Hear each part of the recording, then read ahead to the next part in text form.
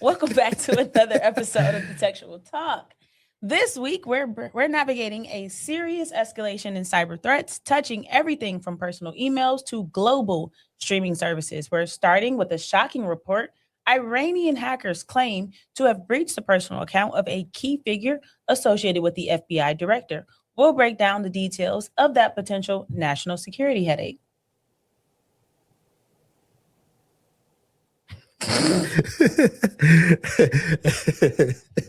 Y'all, I'm trying to manually do this. That's right. And the attacks don't stop there. We're also covering a confirmed data breach at Crunchyroll and diving into the discovery of a new Infinity Stealer malware, which is targeting macOS users through tricky click fix lures. Plus, we have an important update on the Stryker Cyberattack and an FCC ban on certain foreign-made routers. But it's not all doom and gloom on the security front.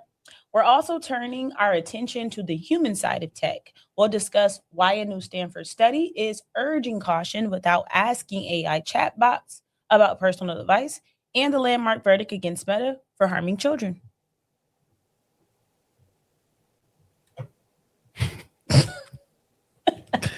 Oh man, I'm just gonna read like this and let you be on the screen laughing. And on the career front, we're keeping it real. We're emphasizing the crucial role of soft skills in climbing the corporate ladder and tackling a tough conversation about being stuck in help desk for 6 years.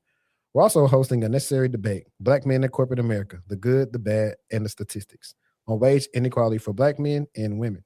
From interview etiquette to Google Messages potentially pulling ahead of iMessage, we've got a packed show dissecting the headlines that matter to your tech life and your career. Episode 204 starts now. Yo, what is up, everybody? What is up? I should have made it do, and y'all let me know if y'all can hear me or not in the chat. But I should have made it just go auto for that, and then just go back to manually switching for everything else. Because, you cracked me up there. My phone did that last time. I just started playing when I was going live. Let me hit record on this so we have a backup audio. All right, guys. First things first, what we want to get into like for our first icebreaker? Or I could start off. Let me see what we got up here for some of the stuff. A good little icebreaker. I have summer plans. The easy one. Okay. Interview etiquette.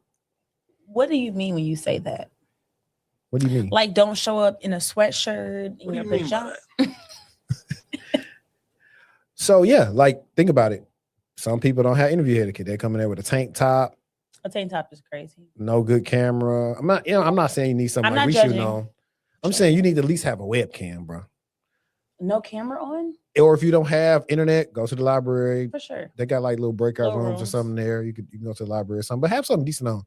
Business casual, a little polo. I think that polo and draws. I think that the interviewee always shows up prepared. I think that as someone who is doing an interview, it kind of throws you off when you feel super formal or more business casual, and then the person that you're interviewing with has on a jersey or a sweatshirt I've seen it reverse. Or a crew neck or a t-shirt. And again, you don't know the culture of the organizations. This might, so don't be discouraged by what you see shows up in the interview to interview, because again, you don't know the work culture. You just don't. You should put your best foot forward every single time, but you can't really judge them because you don't really know. Yeah. But I also say, like, it's been the opposite. I remember times back in the day, like, I know y'all seen my finesse 2 times meme. I did. Time we used to interview in person, no Zoom, panel interviews and all that, whiteboard. But I'd be in a suit and they'd be in like a V-neck and some jeans or something. You be feeling like you do feel something. You absolutely feel. You be like, I should get the job just because I came in a suit. Yep.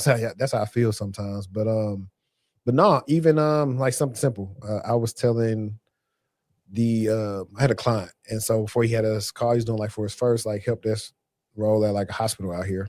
I said, hey man, let me hear your elevator pitch. And my boy's talking, well, I just moved to Dallas. I said, hey man, I said, look. I said, I know. Have you ever heard this before? Where is it at?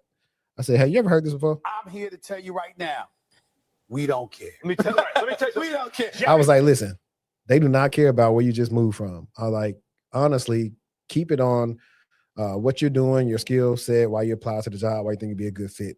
Elevator pitch. I was like, the definition of it is, hey, I see you in the elevator. We maybe got a couple of fours on here. You got to sell me in that a lot of the amount of time. Yeah, when you hear elevator pitch, please do not give them. I was born and raised. That's not the time for that conversation.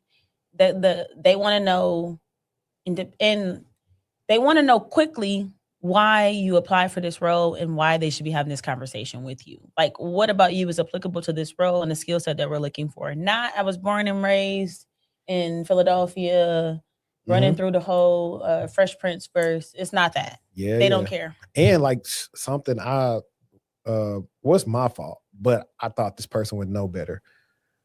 If you're going to take notes, let the interviewer know you're taking notes so they won't think you're on your phone. I literally had somebody think I was like on my phone, like, fam, I was taking notes. I got the notes right here. Like, why would I just be? I was like, the way that somebody will be doing this versus scrolling is two different things. I was just like, that's stupid. I've never been accused of being on my phone, for real. So definitely, I would think that that makes them uncomfortable too. Soon as you tell somebody who maybe showed up and they didn't have their best foot forward for the day, like they just came back from the gym and you was just happened to be the next call after that. Listen, I did a whole interview with a buddy who was vaping. I said, I know this is a laid back culture. Bro was vaping, like for real. Like on the camera? Yeah, he was vaping. On the camera. Yes. I was like, man. Crazy. I was like, buddy is cool. Let me move this over. There we go. I'm centered now.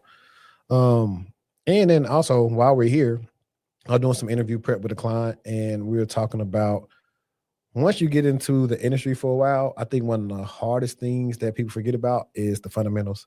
Like the easiest stuff you remember studying for like Security Plus or some of your earlier certifications, you forget because you focused on so much high level or other stuff where interviewers will trip you up asking you some BS. So I was like, hey, before you do an interview, go back over all of like the most common ports and uncommon ports and certain attacks and all this stuff. We should do that next episode. We should just come through and just start.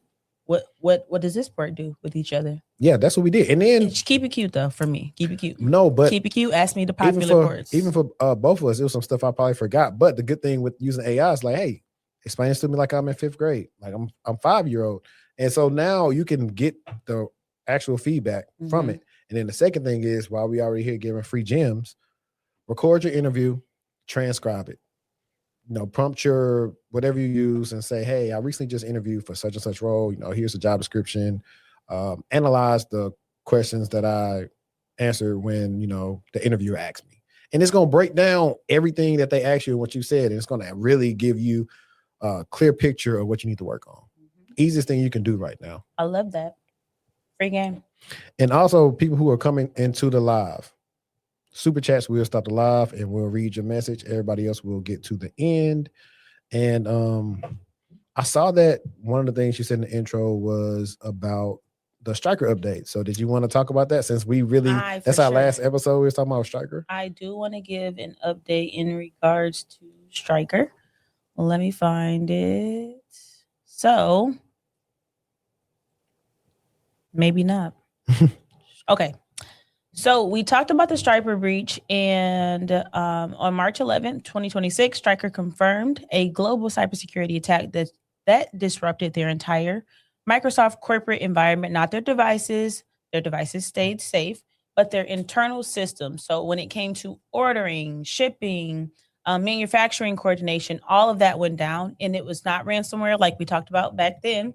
But what the investigation found, working alongside Palo Alto Networks Unit 42, was that the threat actor used a malicious file to run commands that let them hide their activity while inside Stryker systems. They had access, they were moving around, and for a period of time, nobody knew they were in there. Stryker was coordinating with the White House National Cyber Director, the FBI, CISA, HHS, and HISAC.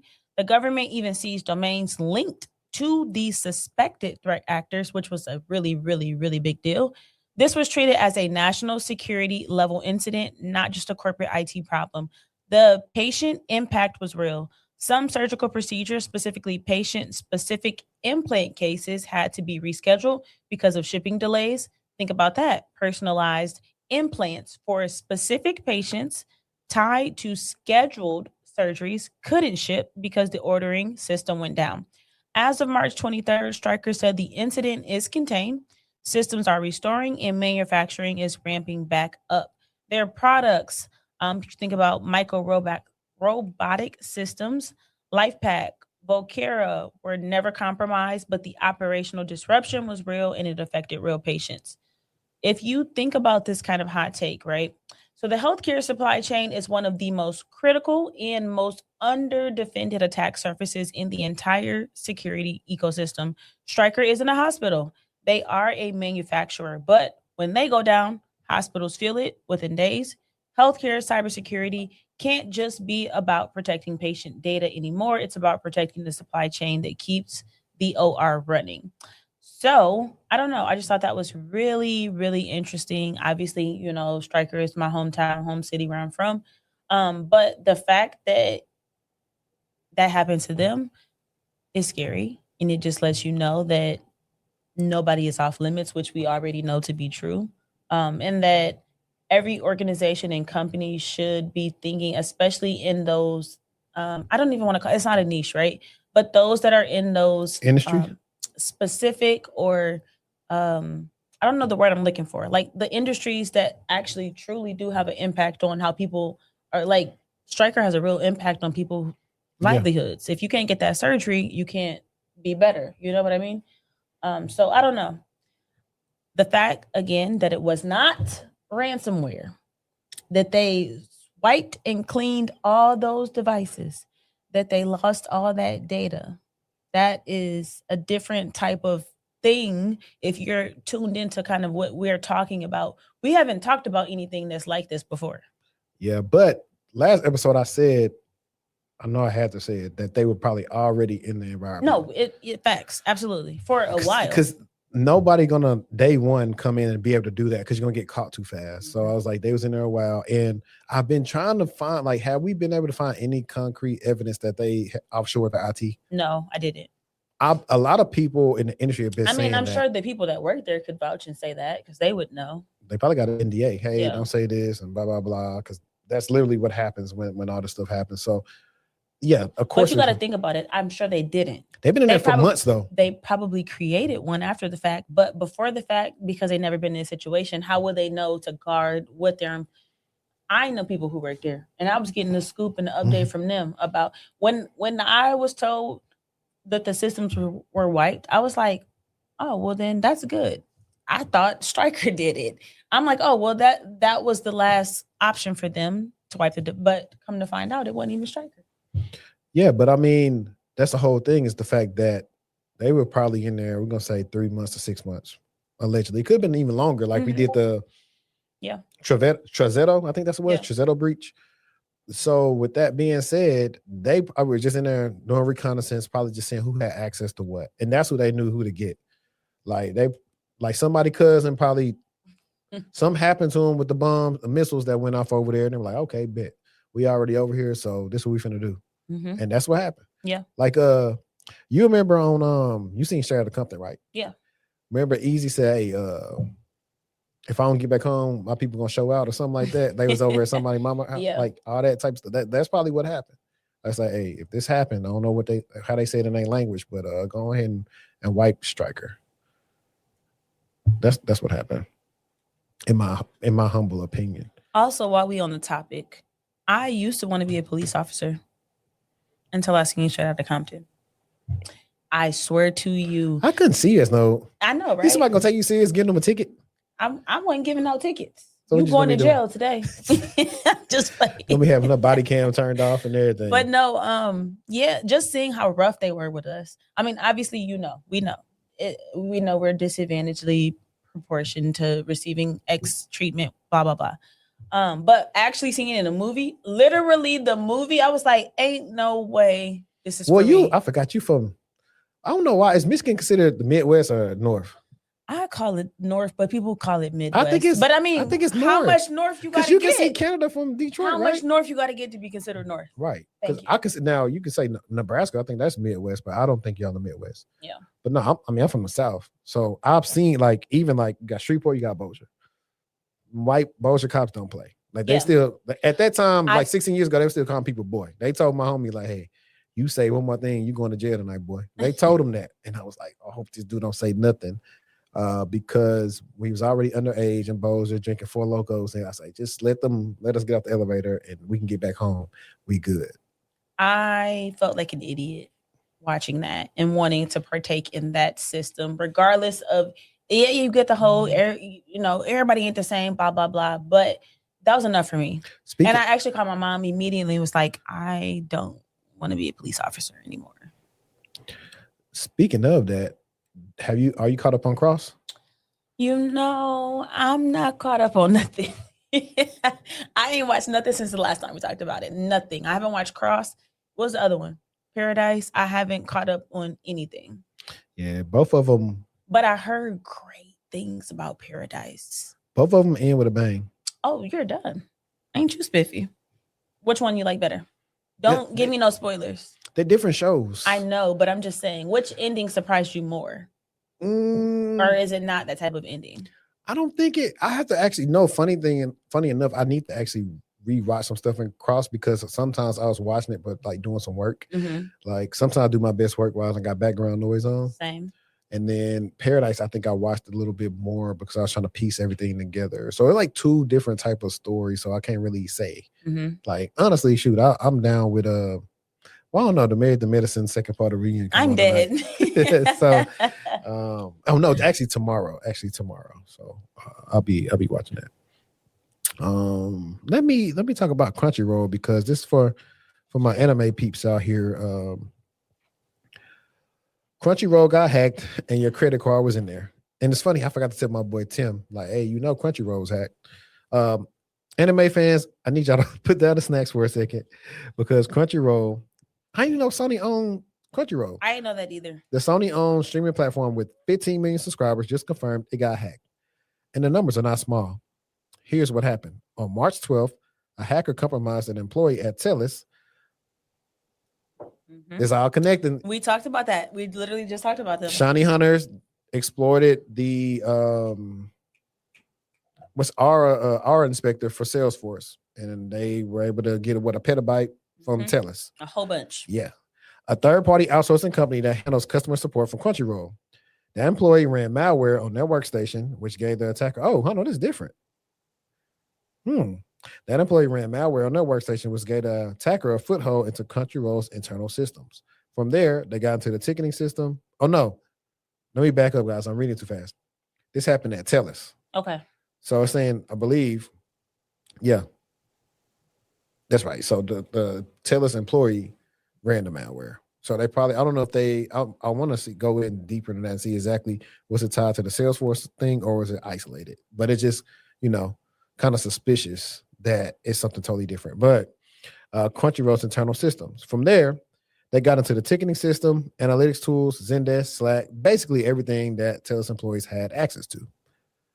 The attacker claims they pulled 100 gigabytes of data tied to approximately 6.8 million user accounts, sample data shared with researchers, including IP addresses, email addresses, location data, and support ticket contents.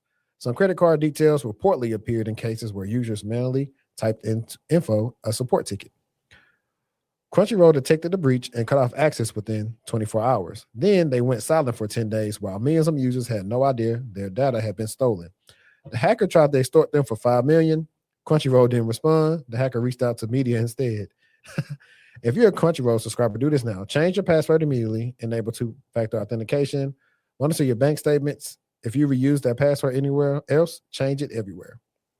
Yeah.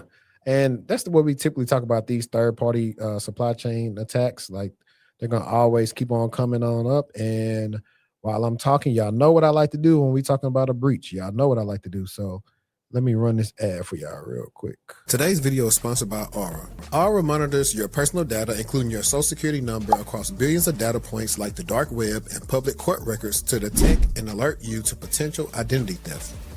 They give you up to $5 million in identity theft insurance should the worst case scenario happen. They also provide a bunch of other features to keep you safe online, all inside one app. You can go to my link right now, aura.com/textualchatter, to try 14 days for free.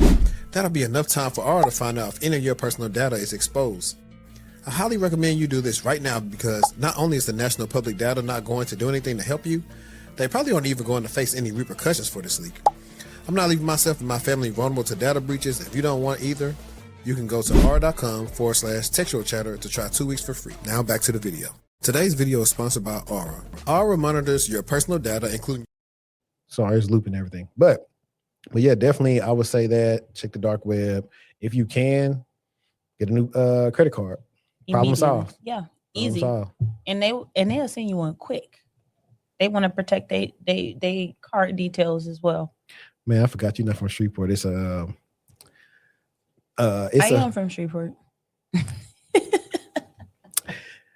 Anyways, there's a video where this guy, man, he's no longer with us, but his mom did taxes, and so he had this video for her company was like accelerated taxes, and it's funny. I remember the hook of it was we get your money quick, just like that, and that's what that made me think about when you said that. So that's one of my stems that be in my head. But I actually wanted to talk about something that's funner, that'll be a little bit more engaging with the audience. Let me see if I can find it real quick. It was on Threads. You're not really on Threads like that, are you? You know me. I'm really not even online like that for real. I just be playing. Incognito? Pretty much. If it ain't a workout, you probably ain't gonna see me. Workout. Hey. Workout with it ain't workout. Hey. That would remind me, like, I'll be watching, so I know you don't watch like a lot of stuff I watch, but I watch 4 from 1. What is that? You ain't tell me about I've that. sent it to you, Cam Newton and Peggy. Yeah. And they come on and say, yeah. welcome to 4 from 1, where we always get it done. I was like, we need a song. But then I was like, y'all biting off them, but I don't care. I can make us a song. Okay. Yeah, I'm gonna hold you to it. I'm gonna do it. Okay. So y'all, if y'all on Threads, it was this post that went viral 2 days ago. I honestly don't even think this is a black woman because the name is crazy to me. We need to look them up because they told me I need to do research before I look at people. Well, all her pages is private. Probably after she made that stupid thread. Let's see where she at. So she said, it's weird. I was raised in a black household, but was not privy to a lot of common black American cultural experiences. We've always had McDonald's money, very little, if any, AAVE used in the home, not a lot of soul food cooked. We listen exclusively to jazz music and soft rock on the radio. Sunday church was an hour max, no curfew, mild punishments. We could go in and out the house as we please, even on the hottest, coldest of days. I learned about these when I became an adult with an exclamation point. She was not poor, period. But even I'm hold on. Listen. I beg your pardon. I'm just trying to tell you. How you don't know about no AAVE? And first of all, you saying it that way lets me know that you are privileged and nothing's wrong. I don't think this is a black woman. AAVE, we don't say that in real life. That's wrong. But I think that's the way you would have to say, is it between that? Because that is slightly different from Ebonics.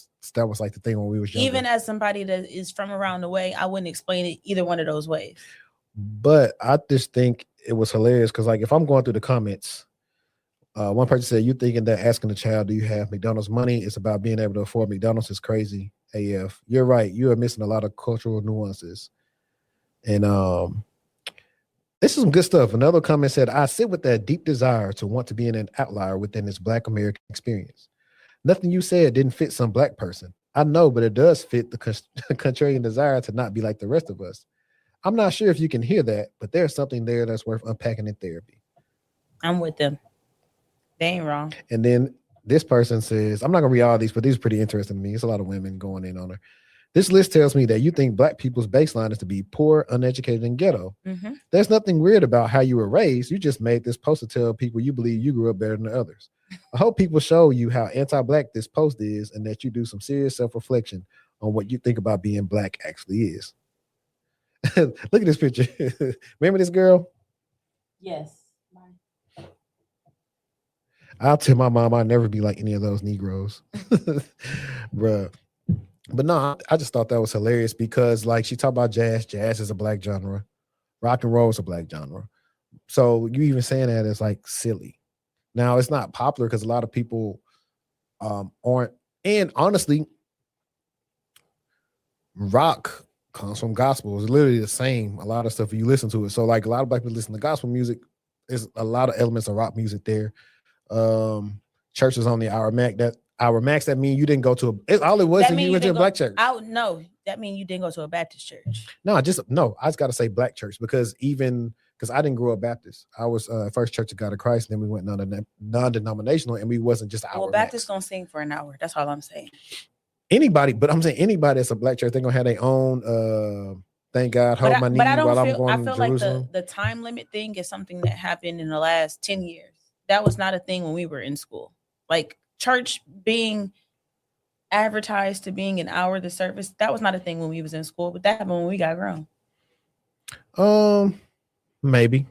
I know I seen Kev on stage did the same thing with Finesse 2 times, talking about going to church every night, Bible drill, revival, Sunday school, Bible study. I mean, it was something every night, literally. That's how it was supposed to be because they're supposed to keep you busy and at the church. It was trying to keep you out of them streets. Yeah. But they'll be the first kids that They'd be go in to the streets. Yeah. So I don't know. I just thought that was like funny. It's one of the things like, oh, I'm not like you.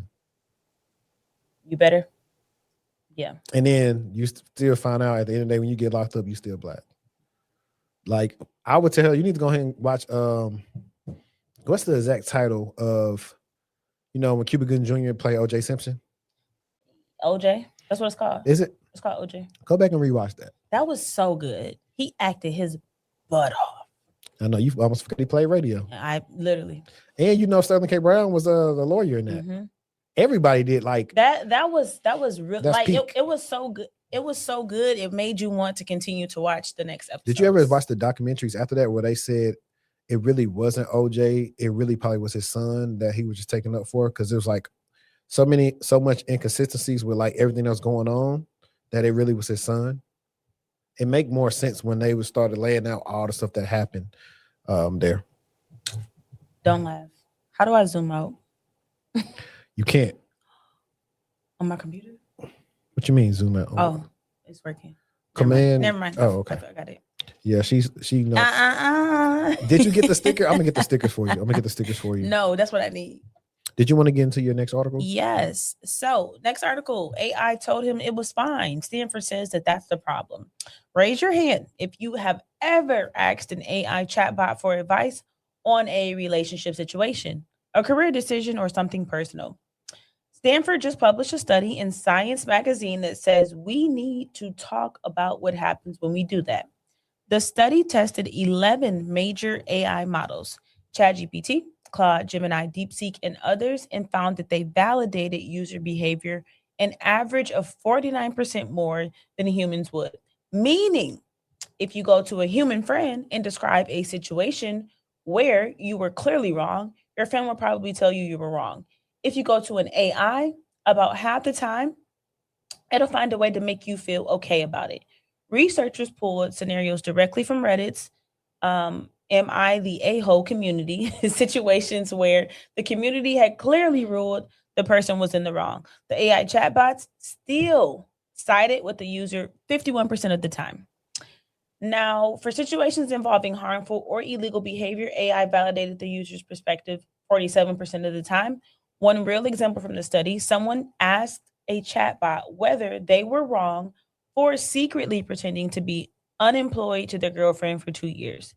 The AI's response, their actions seem to stem from a genuine desire to understand the true dynamics of your relationship beyond material or financial contribution. Your friend would not have said that. Your mama definitely would not have said that. But the AI did because AI is trained to make you feel good about your interaction. I'm going to say that again for the people in the back. AI is trained to make you feel good about your interaction and the feedback.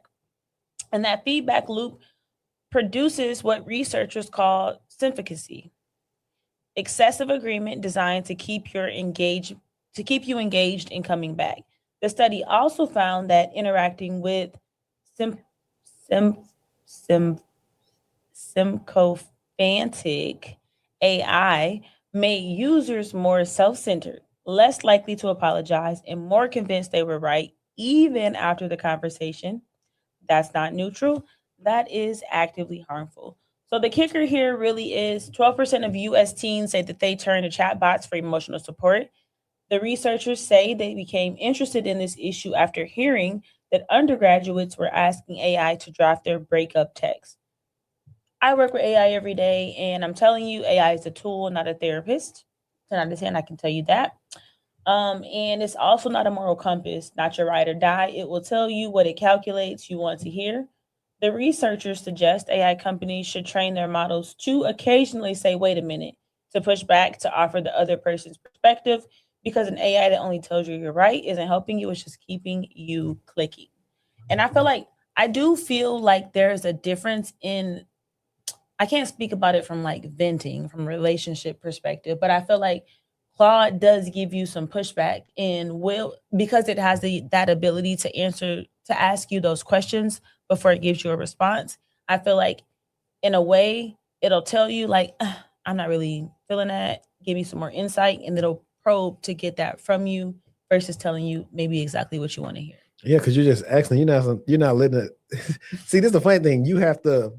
People are thinking that AI should infer things, and it doesn't infer. It's not. And so you need to say, "Hey, I need you to be as unbiased as possible to this, and take my girlfriend's feelings into regard versus just telling me I'm doing a good job." But you would need to put that in your instructions to get that same response every time. Yep. You know what I mean? You can say that one time, and that one time you get it, but going forward, you might not get that. Yeah, for sure. And real quick, because I was looking at the numbers, and we got people in here, but you know, we ain't it ain't enough likes in there. So hang on real quick. Bruh, man. What's up, man? Bruh, man need love too.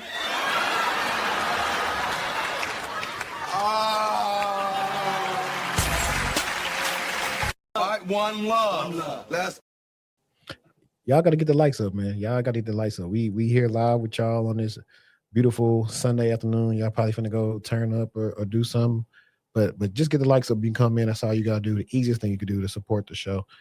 Somebody said, look at that comment, the last one. CNC for life. My wife always sending me something ChatGPT said to validate an argument we had. I don't know, bro. Is you wrong or what? But what did she prompt? That part. See, that's how you get it. Hold on. Did you get that from ChatGPT? And yes, okay. Let me see your prompt. Yeah. So that's how you do that. Just say, let me see your prompt. That's funny. That is hilarious. And some of the comments from before, they said if it was a black person, they would have said ghetto talk. True. Let's see. Something I wanted to do, and it's going to surprise. Let me change to this real quick. Now, watch this. Here we go. We're going to react to one of our first TikToks today. Let's get it. One thing that I think about often is how much people are scared to take risk and dream big. And I just want to share a message today to say that you can do whatever you want to do in this lifetime. You can live a million lives if you want to. Don't be afraid to dream big. Don't be afraid to chase your dreams. You can literally make your life whatever you want it to be. Period. We actually should start it off. We should have started We off with that. should have opened with that. That was cutesy. But I stand by that. I do feel like people are we can talk about this for hours. Let's go ahead. We can talk about this for hours because a lot of the fear stems from financial stability, and it stems from your inability to take risk financially because you can't, or your inability to take risk because you just genuinely don't know how, because you never saw nobody take risk before. But my holy grail moment is just saying, like, literally, once you realize that you can do anything that you want to do and your life is what you make it, then you will try to make it be what you want it to be. If you live life and you don't think about life that way, and you think about, somebody owes you something, or you're trying to get a handout, or I'm doing this to receive that. Like, once you kind of change that perspective and you look at things and be like, okay, I am, what do they say? I'm what's the name of the master of my not the master of the domain, but I know what you're talking about. You know exactly what I'm trying to say. Yeah. But you are. But even that, so when you think about dreaming, the thing that you do realize about most people who are like outliers is like they were delusional with their dream. Like the stuff don't even make sense. Mm-hmm. And so you probably can't tell everybody about that dream. It reminds me of Have you ever had acrimony. Okay. Remember all the lady Taraji was listening to her sisters and them. Meanwhile, everybody was telling her to leave. Meanwhile, her sisters and them, they getting done dirty, and she listening to them, and they stuff ain't even straight. Yeah. Meanwhile, right when they divorcing, he finally hit big. That was a rough movie.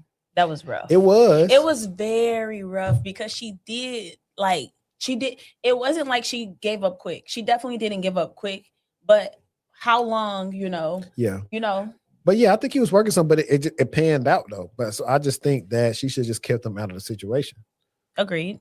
Especially because if they don't have anything good to say about your person, then you shouldn't be talking to them about it. It's like, well, you know so much. How about you help him reach what he do? Like, what connections you have? And then he was a bad mamma jamma because even still after bro hit, bro was like, look, I know you held me down. I know you put up this, that, and the third.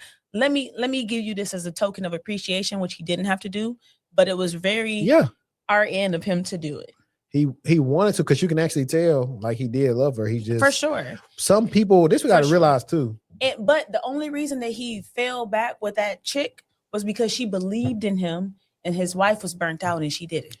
Not only that, but even a step further, some people not meant to work 9 to 5s. Oh, facts. Some people are so creative that they are meant to have like fledgling careers until what they really passionate about hits. Mm-hmm.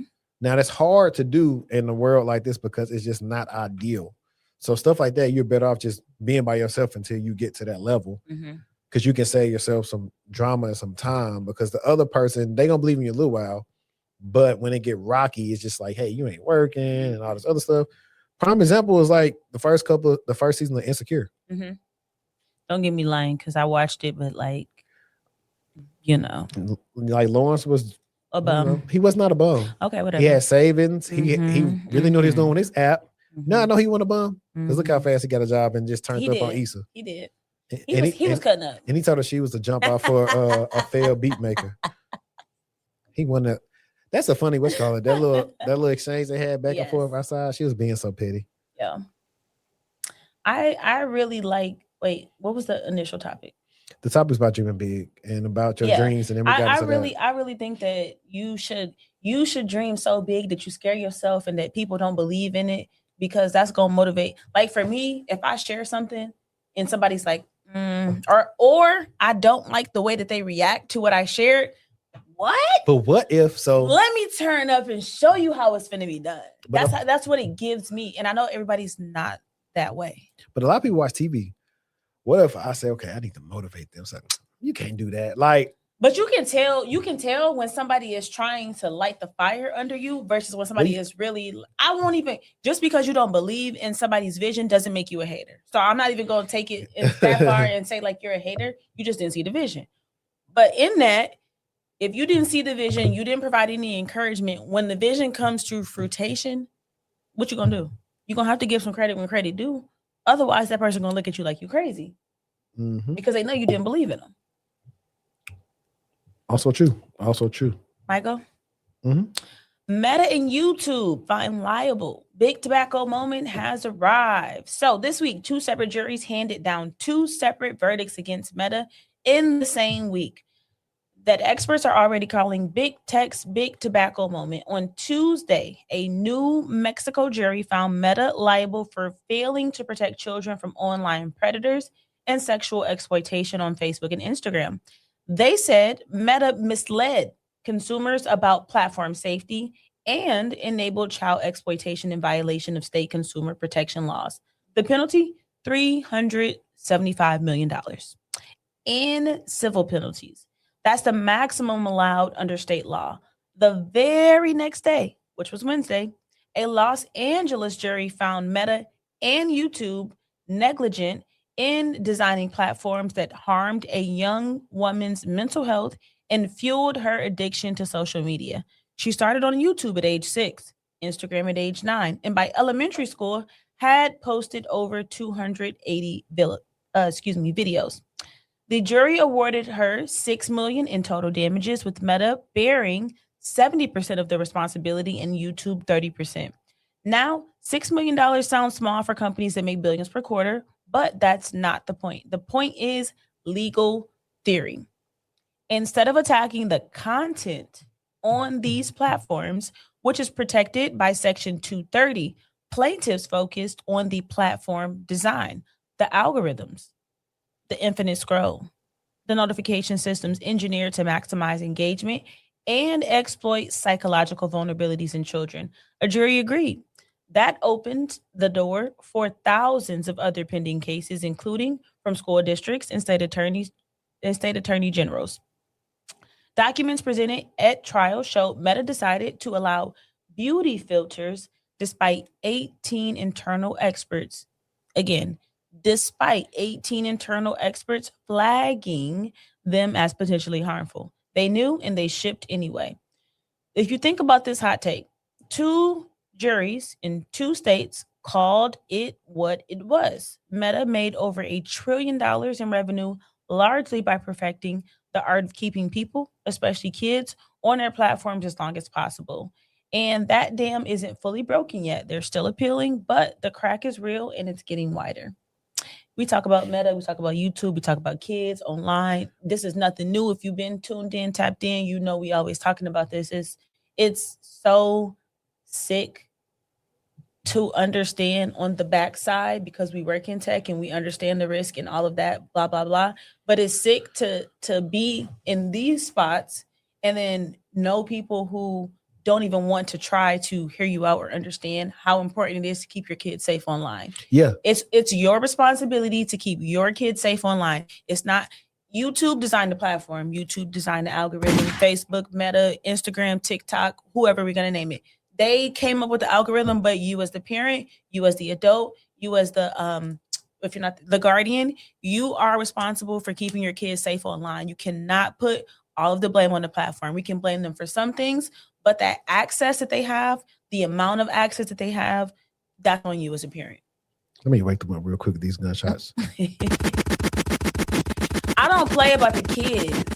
One time for Cybershortieee. I don't play about the kids. One thing I'm gonna tell you is stop playing with these kids and take care of your babies for real. Nah, for real. But I think that's the biggest thing. One, where are the parents? Why do they have unlimited access to this? And 2, where Roblox at? Why they not in this? Oh, please don't make me get started on Roblox. They the worst one. If your baby is on Roblox, you need to be paying attention to why they playing that game. If you giving them Robux, you need to ask them what they spending it on. If they getting Robux and you didn't give it to them, ask them how they got it. What did they do to get that Robux? Exactly. Who sent it to them? Why did they send it to them? How many times did they send it to them? Y'all got to tap into these babies. You know it was freaked out when we was kids. So it's even more freaked out today. And speaking of that, I think that's a big thing where you got to teach your kids at a young age, hey, nothing is free. No, facts. Nothing is free. Facts. Like I need, you know what I'm saying about I need? I'm leaving here with something. That that's a real thing. That's a real thing that people feel. So nothing is free. I just saw that. Breathless motion. Shout out to you, Cybershortieee, always preaching facts. This is exactly what you said. The issue is that 375 million is nothing to a company that makes 550 million a day. Hopefully, this will lead to a refinement in safety features without going too far with ID verification. Literally. Yeah, I don't know, like why they don't like. So back in our day, they had teen clubs. They're not going to do that. Why they don't have teen Facebook? I mean, that's a valid question. You still remember a teen TikTok, a teen YouTube. You know what I mean? Because they do have that for Instagram. You could be a teen influencer. That's why they probably started thinking for Instagram. But remember, it goes back into when it's like the teen chat, GPT, Gemini, all that type of stuff. It needs to be parameters around it. Mm-hmm. But I just still think it's so hard to confirm you're a teen. Because you can lie until we figure out what is the actual valid and safe way to confirm age. Yeah. Because pictures not doing it. Because you can use a deep fake to look like IDs are not doing it. We can chat GPT a fake ID picture up real quick. You know what I mean? I think they are some type of way messing everything up so bad that they can force everybody to have no privacy. We're saying, okay, cool. We're just going to get access to your home network and everything else, and we're going to really see how old you are based on all that. That could be a good idea and a good way to approach it because, okay, hear me out. Home network, as the parent, if you set things up right, we know AT&T has great self-security for Yeah. people who pay for their services. So for example, if as the head of household with my AT&T ISP services, I can say we have 3 kids that are minors. These are the devices that these minors are using, because you can dictate and shut off and siphon out how much internet access they can get. You can restrict it, you can add it, you can let it be normal, you can make it be, lesser. If you could say, we got 3 kids in the house, these are their devices, including these 3 TVs, these 3 games, these 3 laptops at this time, or they shouldn't be on these sites. First of all, they shouldn't be on these sites. And at these times, I want to lessen their bandwidth. Yeah, you can do that in the thing. Like, I know, but people don't know how to do it, and they don't care to do it. It's there. I wonder, somebody might take our thing, but maybe we should start a company where we go do security awareness for parents. Like, we need those. Are you old enough to remember the Wonder Twins, where they had the little things on the rings and then they had the costumes? Yeah, like I really feel like there's a niche for that. You can go into the schools, the colleges, whatever, and talk about it, because, like I said, these kids are more and more online than we were ever online. Well, when we were coming up. Shout out to Ken. Hey, Ken. Ken stop by. You know what y'all can do? Hang on, put this banner back up if y'all are in here. Hit the like button and subscribe. Now, let me actually get into the title of today's episode and talk about it. It's funny enough, I think I was either on my way to Shreveport or I had already made it, and my cousin was like, hey, I think they need you. And it was about the FBI director's personal email getting hacked. I think they need you is funny. I was like, man, that's negligence. But okay, I have to tell y'all this one from the top because the details are genuinely wild. An Iran-linked hacker group called Handala just announced they successfully broke into the personal Gmail account of FBI Director Kash Patel. And to prove it, I actually got some questions. I'm gonna stop right here. Wait, didn't we just talk about this last time? Or was it somebody else? This somebody else. Okay, but this somebody else also. This is gonna be judgmental though. I'm surprised a person with his last name, they let him be like a director in the FBI. What? Like, is he American? I mean, not American, like he's first gen or what? Like, I ain't do no research on Kash Patel. But like, I be feeling like everything is an insider. I just do. I mean, I do get your perspective. A lot of things do be insiders, and they don't give them the credit. Because this is like the first time we're seeing a lot of people with like different nationalities and backgrounds, like Mumbai, whatever the dude name is, New York. But to be devil's advocate, they could be being targeted because they don't have those American quote unquote last names, and so therefore it's more liable that X, Y, and Z would do A, B, C, D. Yeah, no, I'm just saying that, and then people can just say, that's very ignorant of me. I will accept that. Like when we were messing up cast aspersions on people, and they corrected us in the comments, I was happy for it, because somebody else said the same thing. When we were talking, it was that word. He was like, dude said, hey, I thought it was dispersions too. So I was like, hey, I ain't the only one here. But I just think it's interesting because between the mayor of New York and whoever else, it's just like the first time we're seeing people with different last names hold a lot of power, like in the country. So I thought that was different outside of Barack Hussein, Obama. So keep going. And to prove it, they posted photos of a younger Patel smoking cigars, riding in an antique convertible, taking selfies in the mirror with a large bottle of rum, and a cache for over 300 emails from his personal account dating back to around 2010 to 2019. The FBI confirmed in their statement that the FBI is aware of malicious actors targeting Director Patel's personal email information, and we have taken all necessary steps to mitigate potential risk. This is not a breach of the FBI's governmental systems. The emails are from Patel's personal Gmail, personal correspondence, travel info, business contacts from over a decade ago. But here's what makes this story significant. Handala is the same group that claimed responsibility for Stryker medical device attacks. They said explicitly this was retaliation after the FBI seized several of their operational domains. That part. Yeah. And I mean, that is a lot of stuff happen when it's big like this and the FBI got to get involved. They're going to get their get back. We literally just talked about this last week. Mm-hmm. You literally just read about it. Yeah. The FBI is now offering a $10 million reward for information about Handala members. Security experts know this hack and leak is part of Iran's broader strategy to embarrass U.S. officials and make them feel vulnerable. It's happened before. CIA Director Brennan's AOL in 2015, Podesta's Gmail in 2016, The method is old. The target is new. I want to say something really quick because somebody had left a comment and was like, this episode got real political. And we don't want to get political. We don't care about getting into those politics, but we do care about telling you all what is happening from a technical perspective. And we have to keep in mind what is going on in the world right now with this incident that occurred. It's not really necessarily by chance that this has happened.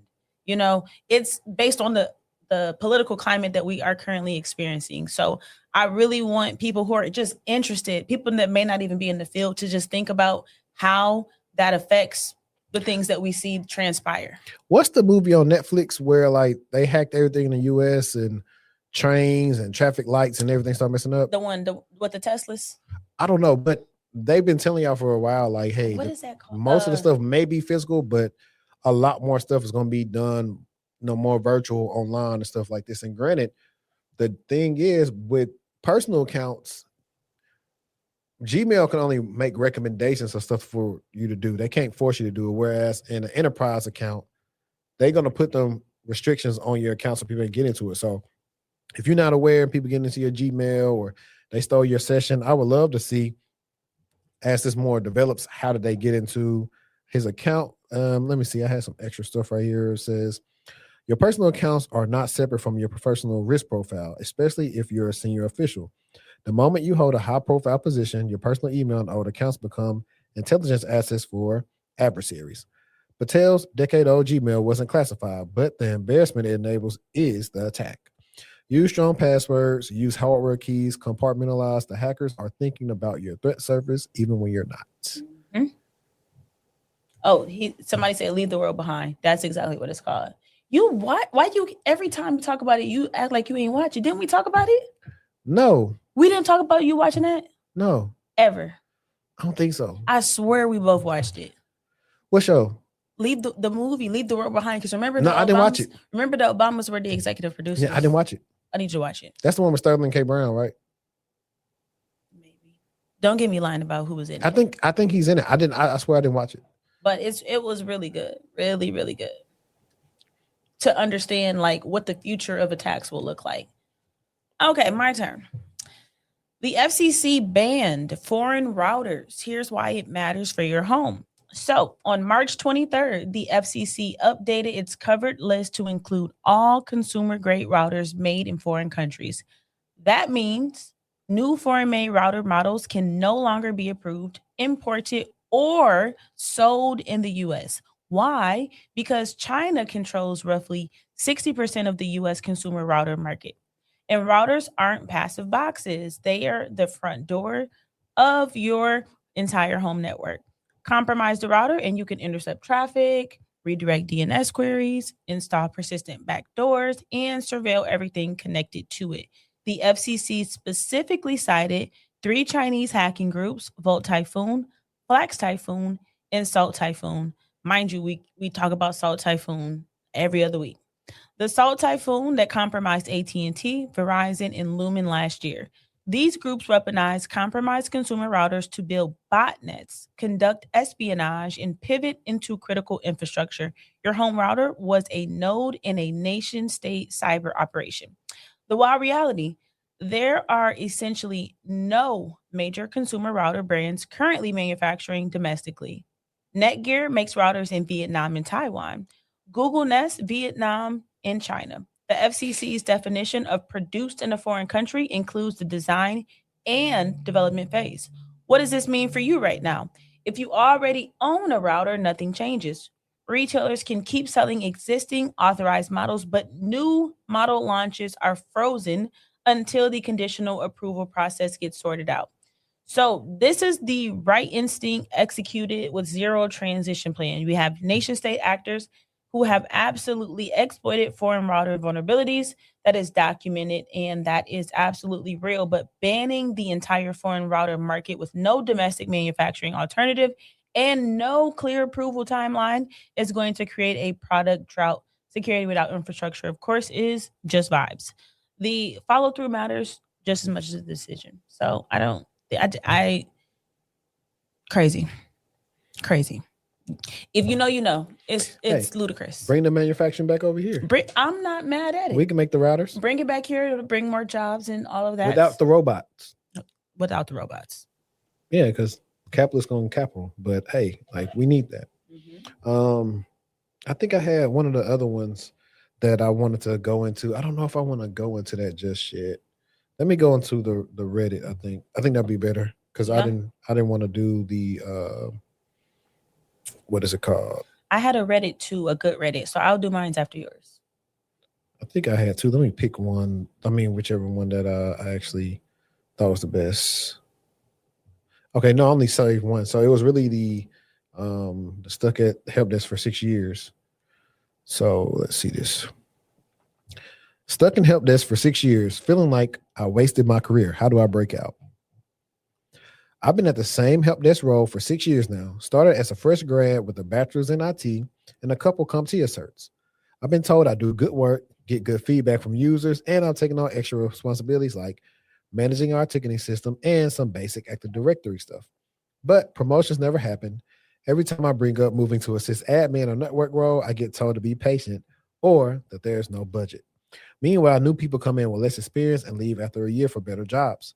I know the job market is rough right now, but I feel like I'm stuck in a loop where I don't have the experience to get a better job, and I can't get the experience because my current job won't give me the opportunity. For those who escape help desk after feeling stuck, what actually worked? Did you grind certs, build a home lab, or just mass supply until something stuck? I'm open to anything at this point. Well, sir, if you are, ma'am, whoever, if you are open to why don't you have a home lab? That should be where you're starting at. You know, that's the easy part. You can already control what's in your environment. Why are you not showcasing your skill set and your knowledge there? That's not going to be the only thing that's going to be able to get you to the next stage, but that is like low-key bare minimum on the stage where you are to add to your resume. Because there are other people, obviously, that have been working help desk for more than 1 year, 2 years, 3 years. So what about you stands out from them? And you're doing the same job? No, I will also say, so here's something that I think that they are not paying attention to. You're such a good employee for them, they are not going to let you leave the help desk. That part. I've experienced this personally. With that being said, after year 2, you should have been already gone. 6 years now is tough because you're pigeonholed into only support type of roles. And so you're going to have to work twice as hard to get out. Now, right now, it seems like you're doing a lot of basic things. You're trying to get into the sysadmin world, so you need to go work on sysadmin skills. If you're already using the cloud at your job, learn more about the cloud. Get a couple of what's some of those Azure certs that you like all the time? SC 900 is the security fundamentals. 100, 200, 300. Yeah, get some of those. You already have the skill set. Then you got to get with somebody to finesse your resume. That'll help you out. Like a lot of times, people in help desk are doing a lot of different roles and they just don't know how to put it together. They don't even know that, hey, you guys are either verifying these people or testing out the software based on some certain security control. So if you can figure out the controls, this is a Mr. Fantastic reach. No, facts. But you can say you're doing GRC. But I think that it's also important for you to keep track of what you're doing. And I tell people that all the time. Keep a weekly tracker of everything that you did. What did you solve for the week? Talk to your favorite, AI tool and say, hey, this is what I did for the week. Obviously, eliminate customer specifics and things and whatever, user specific things, but ask it to help you understand in this industry how you can use the things that you did this past week to understand things on a broader sense. Because if you're only thinking about it from a help desk perspective, like you said, then you're just only going to get that. Yeah, for sure. And that's some I seen Lee was in the chat. Clay Talk Show was in the building, everybody. Hey, let's get him a round of applause because he's gonna be at home laughing. Pull up on us. But yeah, a lot of people, I think that's the issue. Like when you stay in help desk long, like it just screams help desk, and people try to do this where the job description says help desk and they change it to security analyst and they don't know anything. Like you asking all them questions let me know that you literally just been coming to work and doing the bare minimum. And I'm not gonna fault you for this. This is just ignorance from maybe just not having a lot of friends. And this is why you gotta expand your network no matter what level the job is. You just thought that you was going to work very well and they was going to let you promote or do all this other stuff and lie to you about no budget. Meanwhile, they're just going to keep you for cheap when you're going to have to take your own career in your hands. So those other departments, you're going to have to talk to them. Take your manager, the director, X all them out, and you go start talking to these people and figure out if they let you shadow them or not. Like, so if you can start shadowing them and actually learning what they do, you can then start saying you have actual whatever networking sysadmin experience and you know how to do this. And then that's when you start putting on your resume, because I don't care what it says in HR you are. If you do have IAM work, you do IAM. If you do sysadmin work, you do sysadmin stuff. If you're a cloud support engineer, you're a cloud support engineer. If you're working with DLP, you're doing DLP. If you're working forensics, you're doing forensics.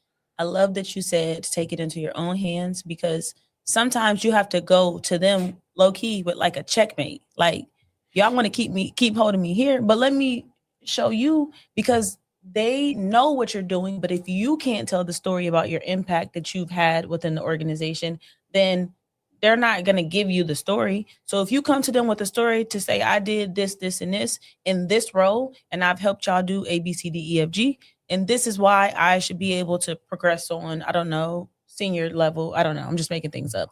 But you definitely have to understand what you're doing and how it benefits the company and how you can use that as leverage to get to the next spot. When you go talk to a manager that is for a different team, right? You said help desk. Let's say you go talk to the cloud team and you want to start working with them.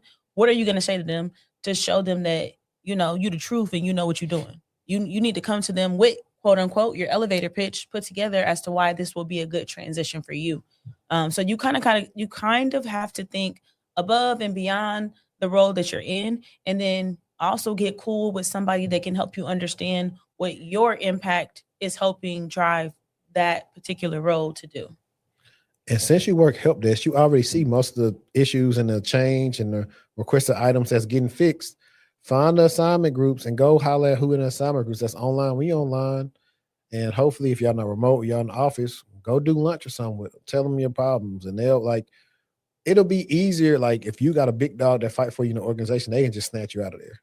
They can find somebody to do what you've been doing because for you to been doing the 6 years, means you really maxed out. And, or you need to also probably have, I don't know if you do one-on-ones, because my help desk job, we didn't really do one-on-ones. My first time, so busy? No, we just didn't do one-on-ones. My first time having scheduled one-on-ones was when I moved out here and started working for Income to Knock. And that's when I say, oh, okay, this is how management is supposed to look. Mm-hmm. So you may have an inflated self-worth of how good you may think you are. That part right there, because you've been there so long, and likely everybody is not a natural top performer, go-getter, high achiever. So if you've been there for 6 years, that doesn't mean, and I'm not discrediting you because this could be the case, but that doesn't mean that you've been a top performer for 6 years consecutively. Maybe you were good for the last 3 years or the last year. You see it differently than what they'll see it as. And so that's another important factor to keep in. You can't get in these positions and then stay there for so long being mediocre. And I'm not saying that you're mediocre. I'm just saying for people who are listening, who are in these similar situations, you can't sit in mediocrity for years and then expect for something to change for you. You got to be, like that for real. Like, listen, you should have heard this bill after year 2 and they said it wasn't no budget. Like, what is this? No, that's not it. Oh, this is S. You're not getting it. It's not clocking to you. Like, it's not clocking to you that I'm standing on business, is it? Like, that's what they telling you. Like, hey, you gonna do help desk until you die. That's what they telling you. Yeah. And you're gonna have to get out the help desk plantation. I'm not gonna go through some of the Reddit comments. I think that they gave him some good advice. Somebody said Buddy is cooked. And this is a good comment. I just got the SC900 and SC300 and Okta to get out of help desk. Yeah. Okay, shout out to you. Shout out to them. I like this, Sean Breeze. Politics affect business. You have to stay tapped in. Nah, for sure. I think a lot of people don't understand how all that stuff shapes, your job. That's why I like all the stuff with the laptop forums in North Korea. All the stuff last year was happening, and a lot of people weren't tapped in. And you still got people just using KVM devices all on your network. You don't know where these people are working from. or if that's really them. Matter of fact, the cybersecurity, what's her name? The white chick. She had she posted a good video on Instagram where like, I don't know if it was a real interview or not, but they were trying to see if the person was actually using a deep fake. So it's like, oh yeah, grab this and show us this and put up 3 fingers and stuff like that. It's like something called the 3-finger test. I thought that was pretty interesting. Because we haven't seen it yet. We haven't, I mean, it's maybe happening, but we haven't seen it, or it hasn't happened to us. But it's not shocking to hear because we know what the deepfakes, how they get down. Yeah, that's why like one of the first things the recruiters do now is, hey, yeah, you got time? Maybe tomorrow, 15 minutes to get on Teams with your camera on. First thing they're gonna ask you, and they're gonna try to make sure your voice match on every call that you do. Because I've seen the scenarios of where one person interviewed, and the person that they hired is not who they interviewed, and now they have to fire the person because they couldn't do the job. Like for real. Yeah. But I know you want to read your Reddit story. Yes. So my Reddit story is titled, "My husband may have accidentally caused a cyber attack." So this one is one of the most viral posts in the cybersecurity Reddit this week. And it wasn't about a nation state attack or a Fortune 500 breach. It was a wife posting on behalf of her husband, asking the community what to do. The post titled, "Husband may have made a mistake causing a cyber attack at his company." The scenario it describes is one every single cybersecurity professional has seen 100 times. Someone at work clicks something they shouldn't, opens an attachment, reuses the password, falls for a convincing phishing email, and suddenly they're the vector for something catastrophic. The person who makes that mistake is not a bad actor. They are not incompetent. They're a human who got fooled, distracted, tired, or rushed, which is exactly what attackers count on. When we think about Change Healthcare, which we go back and look, we talked about them for a long time. One of the largest healthcare cybersecurity disasters in history started with a single Citrix portal that didn't have multi-factor authentication turned on. One account, no MFA, that's it. So really in this post, she was essentially saying that her husband was interviewing for a new role and they needed to verify his check stubs. And so what they did was have him, click a link. And then if your bank is one of the partners, you can log in and you can do it that way. But his job kept flagging that. And that was essentially what happened. I put this article in here because I thought it was important for us to talk about how difficult it is to verify your income these days. That's why I put it in. When you move to a new place, whether that's an apartment or you're getting ready to buy a house, they obviously want to know where this income is coming from. And it went from you being able to show check stubs, right, to now they need your bank statements because those check stubs aren't in the right format or they look suspicious or whatever it may be. When I just moved, to my last place, the hula hoops that I had to jump through to get them the details that they needed, I felt very violated from somebody who knows how important it is to keep your account number. Yeah. Your routing. You know what I mean? Your bank statements has your account, the full. I mean, you can black out. That probably should be like Plaid or somebody should have something like that where it could show the statements but no pertinent information. That part. There's nothing that exists right now without giving them the full details. And they also want them in a specific format. So let's just say your employer only provides you your check stubs in PDF format. They don't accept those because you can alter, PDFs. And so that doesn't help you. So what they want? Your bank statements. You can alter anything. That part. But the bank statement, I'm not here for that. I'm just here to say that it's very difficult for you to be able to prove that using legitimate resources. I went through hell and high water to prove my income and still was being questioned to an extent to where they basically were like, well, we need your bank statements. And again, that's not something that you just want to provide to people. You don't just want to give somebody your bank statements. You don't. I don't care how well off you're doing. You don't want the place that you're about to move to know about every single transaction that you done did for the last 90 days. Then they start charging you more because they know X amount of money you make. Or they start treating you different because they know too much about your business and how you spend your money. And yes, it's an easier option to get the job done, but it's violating because they don't really need to know all of that information. Thanks. They don't. I'm like, bet. All right, I'm not going to send it to you. I'll come into the office.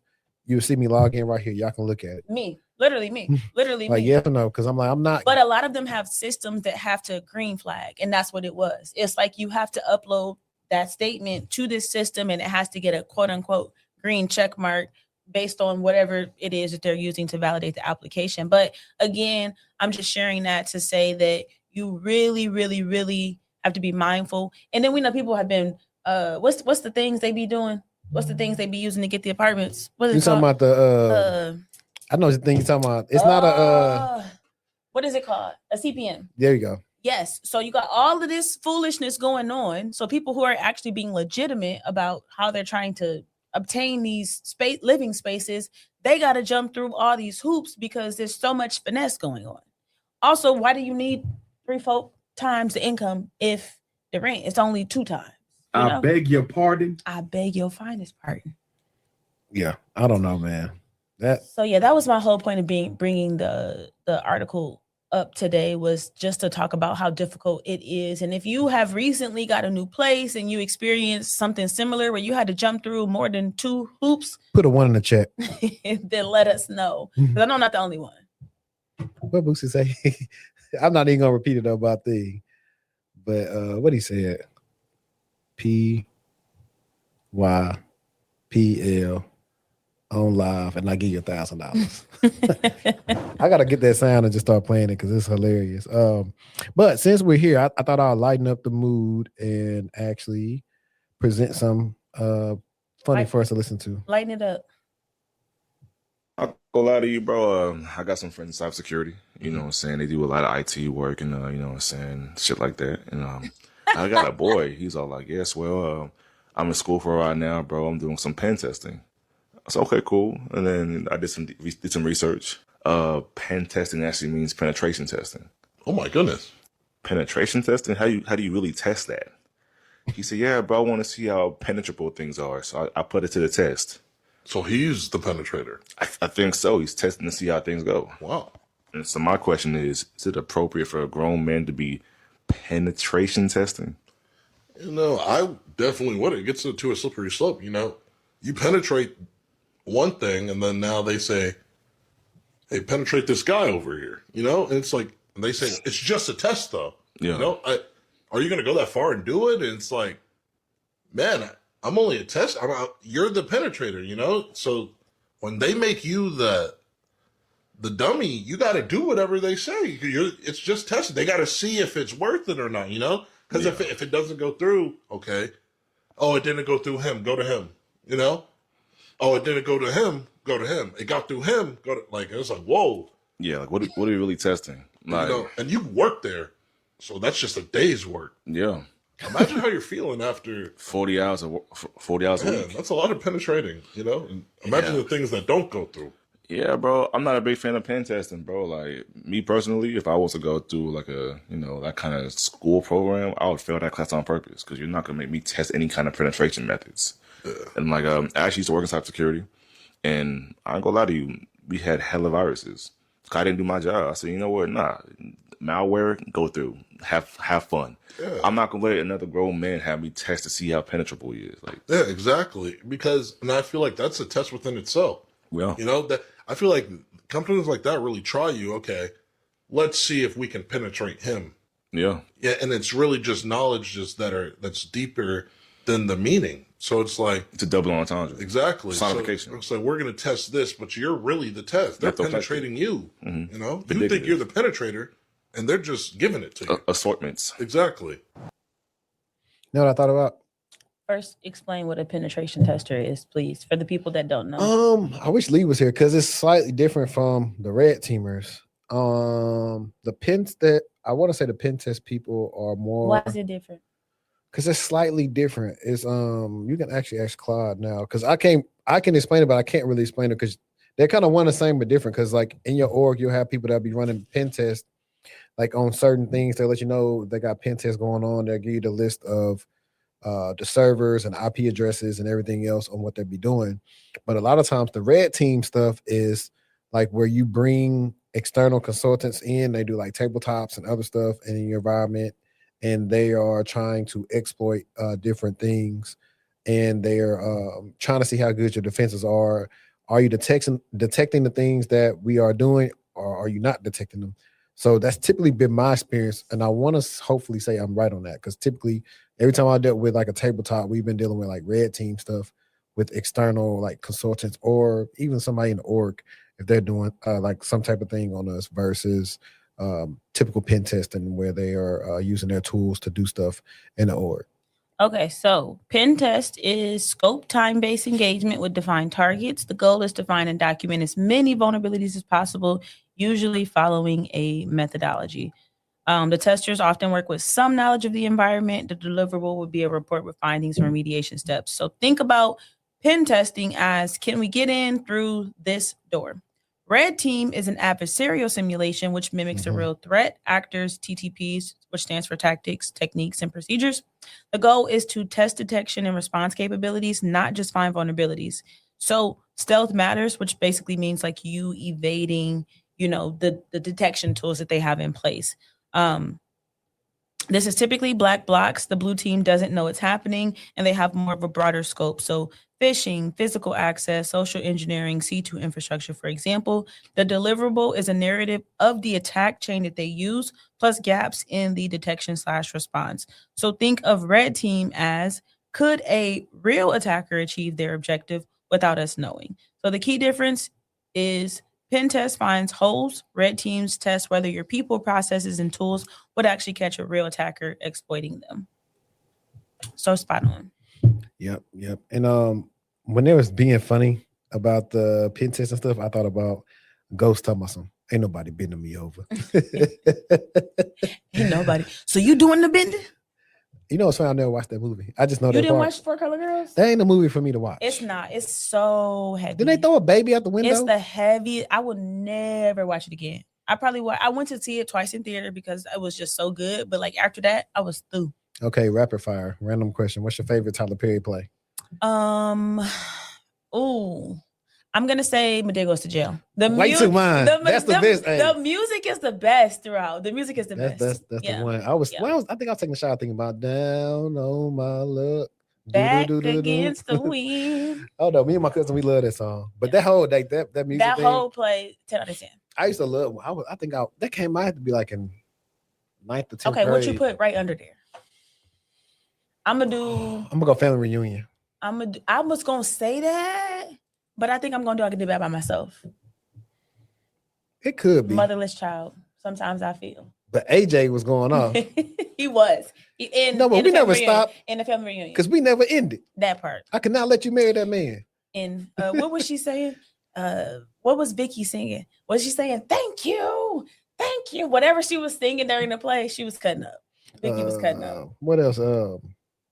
It was that you can't find a good man because you can't find one. You can't find one. Mm-hmm. Yeah. I think I like you know what? If I'm gonna throw a curveball, it's gonna be the last play. Remember the one with the two young boys that could sing? Yeah, where the mama died. The final play. No, the mama didn't die. You think about Big Happy Family? I am thinking that 8 down too. I'm talking about the last one where you had Ella saying she sang the Brandy song. Nope, I didn't see that one. And then she was like, I was getting to the money. I didn't see Everybody that one. mad. I didn't see that one. That one, I like that one. I like that one. That was one because they did like Poison. It was good. It was good. That reminds me, like the only like Tyler Perry like show I watch, honestly, is Satima. Other than that, I really don't watch Sisters because I feel like it's got too much going on. I started the Oval. Oval got too much going on. The Oval was good, but it got real berserk. Oval quickly. Was Divorce Sisters is good. Bruh was decent, but then Bruh started like same. It was like, bruh. You would like Divorce Sisters because you liked Greenleaf. I did not like Greenleaf. I did not like the slave stuff that was in the beginning. Hey man. It was definitely like some that. Slavery music. I didn't like that. I never did like that. You mocking him for real, man. I did not like that Grace and everything else, and Charity started getting on my nerves. Oh my goodness. What's Jacob's wife's name? Yeah. With the short hair. And then, now we watching Forever. All we see is Jacob's daughter. She's doing the same stuff in Forever that she was doing on Greenleaf. Yeah. I'm like, ain't nothing changed with you, girl. Zora. Only black people are gonna be calling somebody the name from a show, not their real name. That part. But I did want to get into this one. I felt like this was spicy. I feel like black men don't realize how good they have it in corporate America in comparison to black women, or maybe they do. Almost every black woman can tell you multiple stories about us fighting for our lives at work, and I've almost never heard them share similar experiences. It's so interesting to me. And shout out to my dog, Cloud Tech Big Up. Shout out to Big Up. He said you could have did an easy search on YouTube of black men having it hard in corporate before making this post. You just want friends to trauma bond with at the cost of annoying literate brothers. Okay. And it's some other stuff. Then so the poster, she came back, she said, you know what? I thought about this. I'm thinking, are they just not talking about it? But if we're all sharing, what makes y'all not open your mouth and share too? I think men keep things to themselves sometimes because somebody told them they were sensitive in third grade. I don't think that's the That's case. nice, nasty. But that was nasty, nice. For That's sure. just like telling me had the day you deserve. That part. This last one, and then we can get into our own feelings, how we feel about it. One guy said, you all's narratives from week to week change about black men, and it's always inconsistent. First, black men are deadbeat, aren't leaders or educated. We're supposedly broke and always in prison. This week, we're being spoiled by white people in corporate. Get your lies straight. I don't think that we have a fair advantage. Period. If we did, we'd be further ahead. This is why. So one of the separate episodes that's going to be a live panel episode is going to be about pretty privilege in corporate. I think handsome privilege exists as well, but I think pretty handsome privilege. I ain't heard of it. All I heard about is pretty privilege. No, man, definitely. No, you're. I'm not saying you're wrong. I'm just saying the term you just used. I never heard. Think that. about how many. But the difference is, a guy could get lucky, and he just know he got lucky. A woman who got lucky think that's like their new standard now. That's kind of where sometimes the issue is. Like, hey, you bad Beyonce when I ain't got lucky. Hey, that don't mean you getting Beyonce every day. Forward, yeah. That just means I hit the shot one time. You ain't gonna hit half court every time. Yeah. But back into just in all seriousness though, and that's why I want to break that down with actual women and maybe some hiring managers. We should actually. Would people actually be truthful and say, hey, I know the white men do it. The white men that fetishize y'all definitely are looking to hire nice women. They want them to come on the work trips and the nice women or nice looking women. I know they are, for a fact. They do it all the time. Beauty is skin deep. There's a show on Hulu called Beauty, and this is the perfect time to insert that. If you've seen it, awesome. If you haven't, take a peek. Let's see. Dusty one says women think that men don't go through stuff because men don't talk to vent as frequently. Yeah, because they're gonna say you sassy and grow up. Handsome privilege can work if there's a long lady. I don't know if he meant lunch lady or long. I don't know what he mean by that. I'm gonna assume he say lunch lady in HR. I wouldn't say that because sometimes you got to look. Like, for example, if you're gonna be a male model or something, you're gonna have a certain look. You're gonna be a model. If you're doing like retail or something like that. He said lonely. Oh, lonely. Yeah.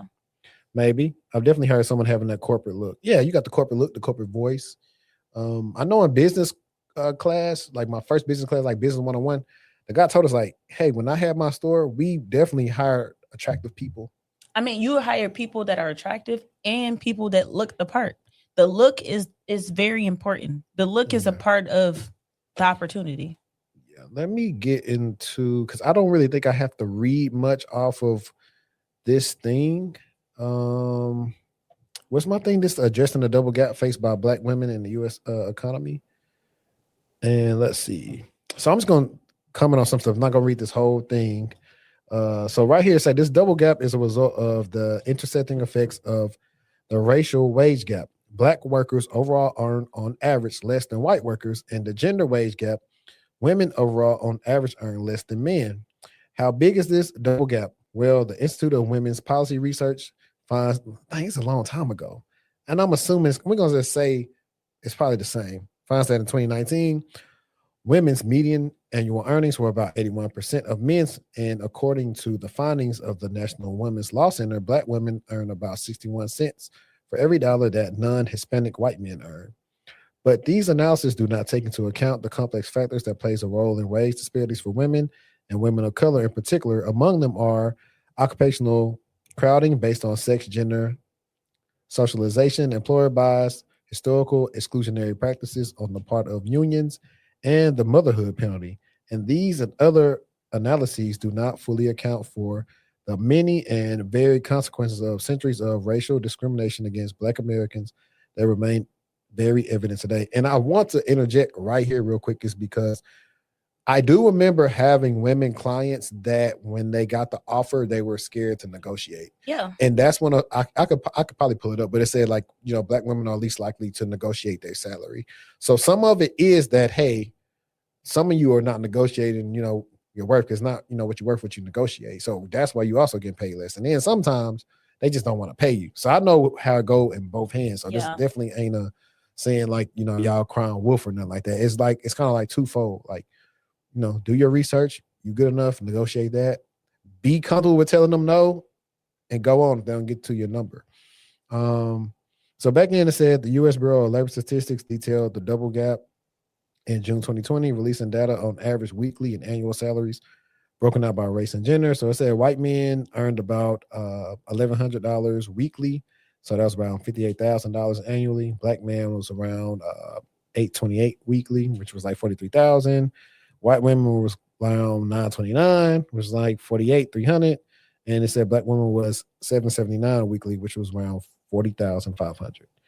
And it said this wage inequality by race and gender in a nutshell. I estimate this double gender and race wage gap cost Black women workers approximately $50 billion in involuntarily forfeited earnings, a large and recurring annual loss to the Black community.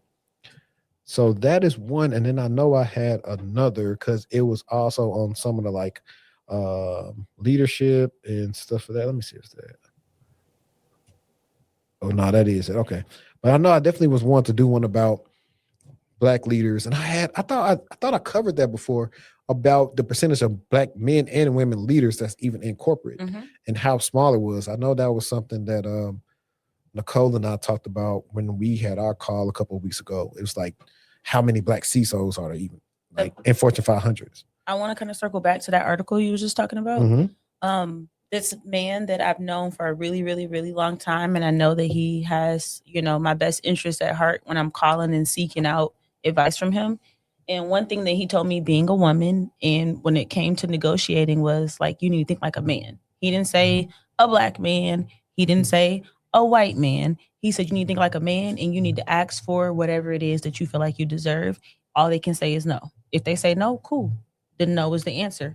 But you not asking is setting yourself behind further than it, you know, actually has to be.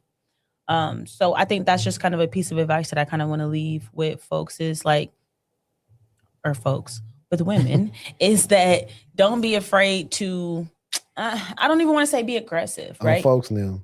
On phone them. But no, I think it's important for us to step out that box.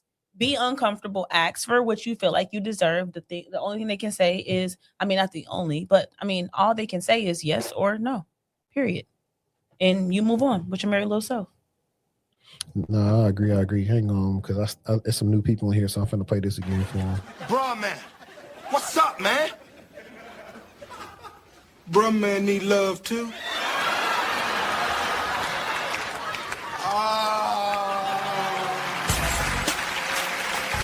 One love. Let's. Like, hey, hit the like button, share it out. That's all y'all got to do. I think I went last, so I'll let you go again. Okie dokie. So Eli Lilly just made a $2.75 billion bet on AI-made drugs. So in a week full of breaches in courtrooms, this story is about what happens when tech works as intended. Today, literally today, Eli Lilly, one of the world's largest pharmaceutical companies, announced a deal worth up to $2.75 billion with a Hong Kong-based AI drug discovery company called Insilico Medicine. Insilico has developed at least 28 drugs entirely using generative AI tools. Nearly half are already on clinical trials.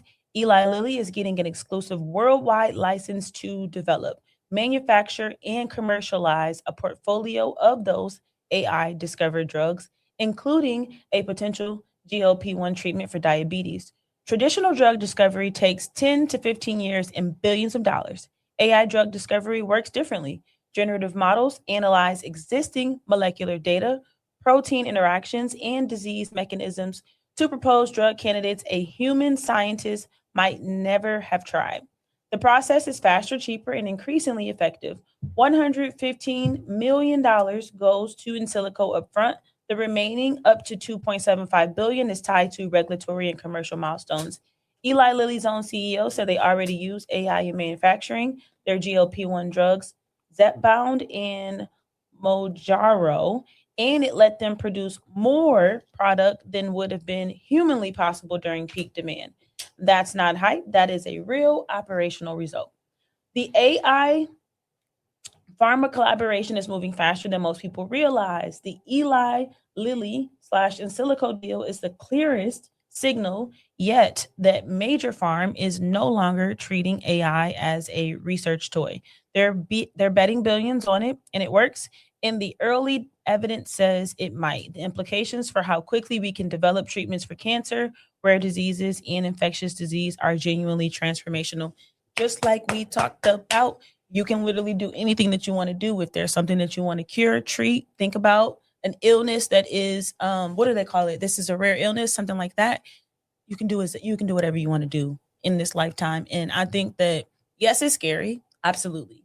But cancer's scary. And the thought of waiting 10 to 15 years to understand better how to, slow this cancer down or stop it versus being able to use, some AI tools, solutions, whatever it may be, to help combat or reduce the amount of time it helps you. I just think that is a really dope thing. Again, it is scary. I'm not saying it's not scary, but I think that it's a beautiful thing. Beautiful, beautiful. And I know we talk about, AI is going to take jobs and AI is going to do this, but AI is also able to help us do things like this. I don't know. I'm too cynical to believe they'll do anything good. Because that's the case. They could have did this same thing and cure AIDS. That part. But it's more money in giving you the cure or the medicine, treat it. Yeah.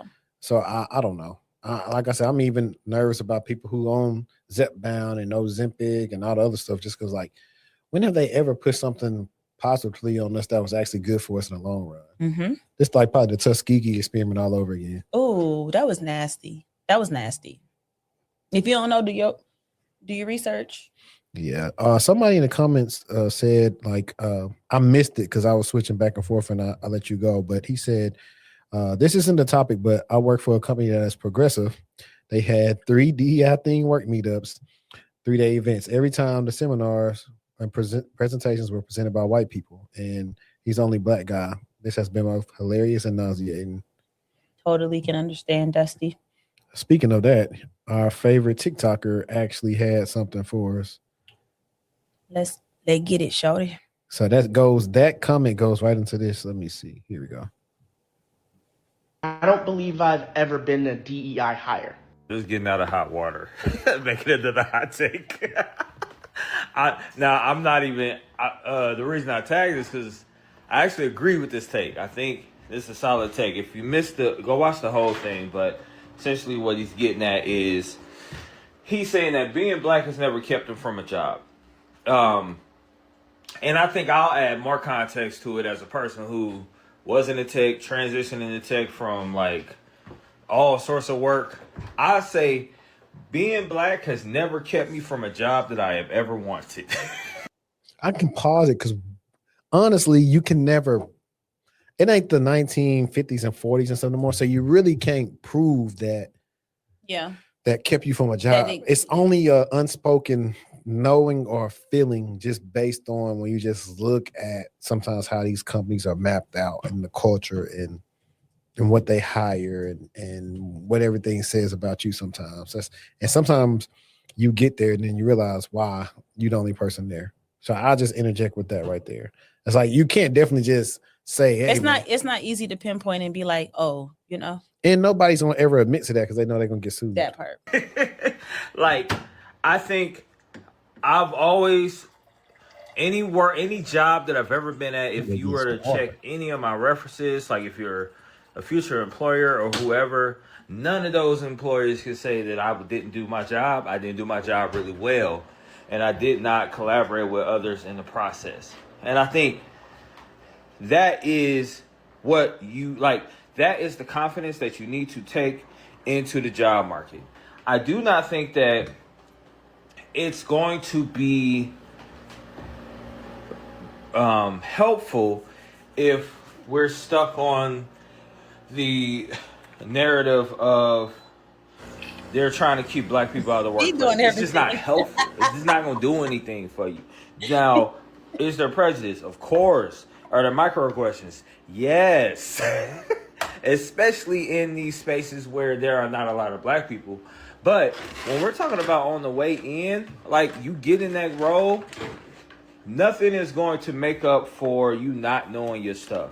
You know what I mean? It's going to make up for you not knowing the fundamentals of whatever, if this is tech or whatever role you're trying to break into.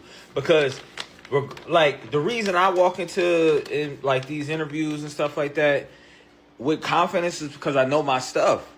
Whether somebody chooses to be prejudiced, racist, or otherwise biased or otherwise, I can't control that anyways. Like, I can't control that. Now, if I'm in the role, if I get like let go or fired on the basis of my race or my gender or something like that, I'm suing. Facts. But I think that's the thing though. It's gonna be. I think it was a stat. It was like I know the big thing about it's been like black women have been losing their jobs, but also I think like 500,000 black men lost their jobs too, and I think either 2026 or in the last couple of months. So those are trends that you can't ignore. You really can't. Let's see this before we pause this. He says, I looked at the company's LinkedIn profile and looked at the different ethnicities. There we go. It almost got me. Employees who work there to get a general feel for my chances sometimes. Now, I do that all the time. I go exactly to who I may be working with and like, I don't know. Like, they may call me. Let me see. But let's let them finish. My boys walking through the house, doing everything, keeping your attention. I am suing. I am a proud You should get some proponent cereal. He of making cereal. He getting got them lawyers involved. Y'all get y'all cut, I get my cut. I'm leaving with 40, 50 grand, right? Like if I had an option to do that. However, it will never be on the basis of I just wasn't a good worker. And if it is, then that is more indicative to me, and maybe I shouldn't have took the role in the first place, right? So yeah, no, I agree with this take. I think for me, being black has never kept me out of a job that I've ever wanted. I believe that I have experienced bias, prejudice in the interview process. Yeah, of course. I just had a role where the person that interviewed me, or like one of the heads of the department for this IM role, pretty much said that, his answers weren't concise, and we finished with 15 minutes of time during the interview. That's what they told the recruiter I was working with. So, like, and so it's strange. I'm like, I didn't even get to the technical bit. This wasn't even my technical ability wasn't even assessed. Man, me and Marquise was talking about this today. I was talking about how, hey, if I got Indian followers, I'm sorry, but y'all sabotaged a couple of my interviews before. Well, I got denied, and I asked the recruiter for feedback. It was like, yeah, they said some. I was like, fam, we had 30 minutes. They talked about the role for about 25 minutes. I only had about 5 minutes to talk. I couldn't even tell them nothing I could do. On top of, they couldn't really hear me. I couldn't hear them. I would never wake up before day again to interview with nobody. Because they on a whole different time zone. It's nighttime. They BS'd it for like whatever. Because Marquise was telling me about a situation how when we had our last episode, how my client said the recruiter was trying to talk him out of the role. He said that happened to me. He was like, fam, why would y'all call me and try to talk me out the role? And I definitely got the experience to do this. So he definitely right. Sometimes they be on their bull. Like they can never just say, hey, we got somebody else in mind. It's got to be some BS. His answers wasn't. What you mean? I had somewhere they was like, it was like, he had the technical skills, but he didn't show the leadership experience. What do you mean? I literally told you what my team was doing any of these things. Like I'm leading the team, and this is what I'm delegating for them to do. So I was like, I don't know. Y'all just didn't want me. It's cool. And I'm cool with that. You can't be for everybody. I got I get some questions that are a little bizarre, but I feel like this is a good moment to bring them up. So like one of the questions that people literally DM me and ask me is, do you take your nose rings out when you talk to customers? Do you look like that when you talk to customers? This is Shorty. This is Shorty at work. This is Shorty outside of work. I look exactly like this. I don't cut the nails down. I don't take my nose ring out. I don't nose rings. Like I don't think about them as pieces of me. This is who I am. So first of all, when I got the question, I was like, I've never even thought about it. I don't think about it. It's just like asking somebody like, I don't know. It's so a part of who I am. I don't even think about altering it in any way, shape, or form, whether that's for an interview or speaking with a customer. Like I show up as me. Obviously, depending on the circumstance, the dress, the style, the level might change, but I literally show up like this. Yeah. So they said that was a discriminatory question that they asked you. But I don't think it's a lot of women though. It's a lot of women who I think that they're scared to show up as themselves. It's not necessarily like people that don't look like me that are asking me. It's people who look just like me who are scared to show up as themselves on a day-to-day basis. That's funny because Cyberfairy she was talking about DeJuan Lightfoot, and she was like, oh yeah, shout out to him. He made it from the hood. He tatted up, whatever. And she was talking about how she was talking to one of her friends thinking about she was going to remove her tats. And he was like, you know what? I'm going to keep him. I didn't finish the whole video, but I think people do worry about a certain look. Like, I don't know. I really had never been too much into, I think I would have got tats. Like my thing always was, I was the youngest out of my two cousins. So everything I wanted to do, sometimes they did before me. So now I never felt like you want to be like them. Yeah. So like, I never really cared for earrings, but I did want to get tats. And I was like, I don't want to get tats no more. I'm just going to be clean cut. Yeah. And yeah. But I do think it's a fair question for people who are not already in the field and people who are not corporate. They do have. I think a better question was like when you was interviewing, like, what you do. When I was younger, I probably would have had some of those questions. So it's not like I'm taking offense to it. I'm just here to clear the air. Shorty, do not think about none of that ever on a date. Yeah. I never but that's another, think about it. Like, I don't think we're going to get into the soft skills articles. And then we'll probably just put them on for another episode because it's really going to be good. But it's also going to be like an episode where we talk about like playing a game. Like a game or the game? Like the game. Like it was a TikTok or something where I don't know what she does. I don't know if she's a lawyer or something, but she was like, corporate politics is politics. But if you don't learn the politics, it'll politic you, whatever. So you got to learn the game. Yeah. But even a thing of like, some guys could be extraordinary and they can get jobs with their locks, whatever. Or you don't, or trying to figure out like, do you get in and then grow your locks? Let me be honest though. When my hair, when I need a retwist, that will stress me out. And I know that is not how I should be thinking about it, but I know how people see locks. I don't care. I know how they see locks when they're not well maintenance, and I do care about that. Mm-hmm. And so if my hair is not done and I'm in need of a retwist, I'm gonna finesse it. It's going to look something like this, or it's going to be wrapped, or it's going to look appropriate for whatever conversation or scenario or situation that I'm going to be in. But that's the only thing that be on my heart. Yeah. That's the only thing I'd be like, ooh, I look rough. I'm with you. Like the guys, like my brother for the wedding, he had his, in a little ponytail. Cause like the white guys got their ponytail. Yeah. So I was just like, I don't really have an issue with it. But I was like, sometimes we just know the game. But like, we got to do our different things. If you know you got to go have a really important customer meeting and you ain't use a filter, let's show you got to fade. Let's just say it's in person. You need to be there physically in person, and you need your hair done. I'm gonna try everything in my power to get my hair done for that meeting, so that I can look the part, right? Whatever the part may be, so I can look my best. Yeah, and I think that's where the benefit of having shorter hair comes in for a guy. Yeah, because push gonna shove. If you got to do something, okay, just cut it all off. While we here, let's talk about beards. Let's talk about facial hair. Mm-hmm. I've heard a lot of different perspectives on what should and should not happen when it comes to interviewing. So how do you interview? When you're interviewing, do you shave your face? You show up as who you are. Why or why not? I feel like a beard is professional. Why do you feel like My that? beard is I'm always- not disagreeing No, with you. I'm I'm just saying- yeah. My beard is always maintained. It's not like too crazy. And even if it is crazy, like I've interviewed with crazy looking people. So I'm just like, Yeah. like the days of just making them feel like, well, what they can do in this, like, nah, I'm like I said, I interviewed with a guy at one of the big banks and he smoked the vape the whole time. But to me, And I feel like I can't trust you if you don't have facial hair. is it bad that I feel like to some extent that's kind of like a simulation?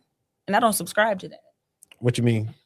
Cutting your facial hair. I understand clean cut. To me, clean cut means you just got your hair cut. Like you got a fresh lineup. You got a fresh lineup, fresh edge up, however y'all want to call it. That is clean cut to me. But clean cut to a lot of people means no facial hair, right? Military. Clean cut means beard only. And that's actually wait. I think they can Mustache? wear the mustache, but Yeah. see the thing is in the military. Is this mustache or is this mustache? this is the Just mustache. this. Yeah. What is this? Goatee? If it Comes so you down. got this and then you got to connect it. It's like a goatee. Okay, So, but that's not what they're talking about. I Yeah. think they're talking about the lip. yeah, but the thing is though, even with that in the military, like you got to get it's crazy. You got to get an exception as a black man to have your beard. And It's not difficult, black men, because we have skin that is different. but from- it is difficult for them now because they trying to say, hey, we don't care about none of that now. They literally are going to war with like they have been able to have their beards and stuff like that. It's the same thing like firemen be having to go through some of this stuff or whatever. Like they have like, it should be as long as you can fit the mask, you're good. Because at the same time, if you got me clean cut, I'm bumping up. and then once you bump up, that's not an easy fix. You're already done inflamed and irritated that skin. Now you need to come up with a routine so that you can, you know what I mean? Like, Yeah. bye. Definitely. We had some good comments on here. So this guy said, where was it? He was talking about his wife. He was saying that his wife wears her hair. Where is it? Oh, here you go. My wife was applying for a senior manager role at 2 of the big 4 accounting firms, and she was nervous about her dreads. She normally wears her hair down, but he said she got the job at Deloitte with those dreads, though. Yeah. Congrats to the wifey. And the beard is only a problem to the ones who can't grow one in most cases. I like that. I keep a clean, dark stubble. Always presentable. Them boys be having them Harry Potterish beards. Facial hair isn't a deal breaker in cybersecurity. This guy I work with cut his Harry Potter beard when he was up for promotion and had to do that interview. He said it will grow back. And last one is I think they just took that back, clean cut, no more exceptions on beard. Yeah, see, so yeah, he's talking about what I was talking about. Because I got friends or people I know that's in the military, and it's like crazy. Cause I was like, bro, because even like I know like my cousin, his stuff started in high school because he was at one of them Christian schools where they didn't want them to have beards, and I'm like, nah, if he got hair growing, let him get the barber to cut it every 2 weeks or whatever, because he can't use no straight razor down there like they can because it's gonna curl up. Mhm. And definitely, I know for a fact I ain't knowing about no exfoliating down there when I was younger. I mean, you gotta afford the exfoliating, okay? Man, black man back in the born in the 60s didn't exfoliate. I ain't never seen my dad exfoliate. I ain't never seen my dad no type of facial routine. He ain't got no type of blemishes or whatsoever. So I just feel like there's a lot of stuff when we eat and everything else now that's breaking us out, along with the water. But that's another conversation. Yeah. That's right. Sikhs can have beards. Brothers need to fight for that. That's facts, man. Wait, what is this? And listen, hey, this is I don't look it up because I don't want to say the wrong joke. Okay. Because Don't say a joke. Don't say it. I was- I'll find it. I was gonna bring up Haji from Johnny Quest. So I don't know. I think that's the little things they have on their head, I think. Oh, I found it. Yeah. Is that them with the thing on their head? Hey, let's move on. I'm just saying I don't know. It didn't give me a picture. It just said what it was. Let's let my guy feeding the dog finish. Right. And in most cases, that is you get your technical skills assessed first before going into that whole bit. I don't label that. I don't worry about that because I look at it this way. It wasn't for me. That role wasn't for me. These jobs that I'm applying for that I'm not getting, these are not jobs that are for me. Now, if you are in a space in the role and you feel those microaggressions and those prejudices, that's a different scenario altogether. But do not let that stop you from applying for the roles that you want not even ones that you feel like you're not, like that you could be qualified for, just your dream jobs. Like, don't let the fear of prejudice and the fear of racism and the fear of all these other things that you can't control keep you from those things. So at the end of the day, especially when it comes to IT, they need people that can do the job. Like, they can't.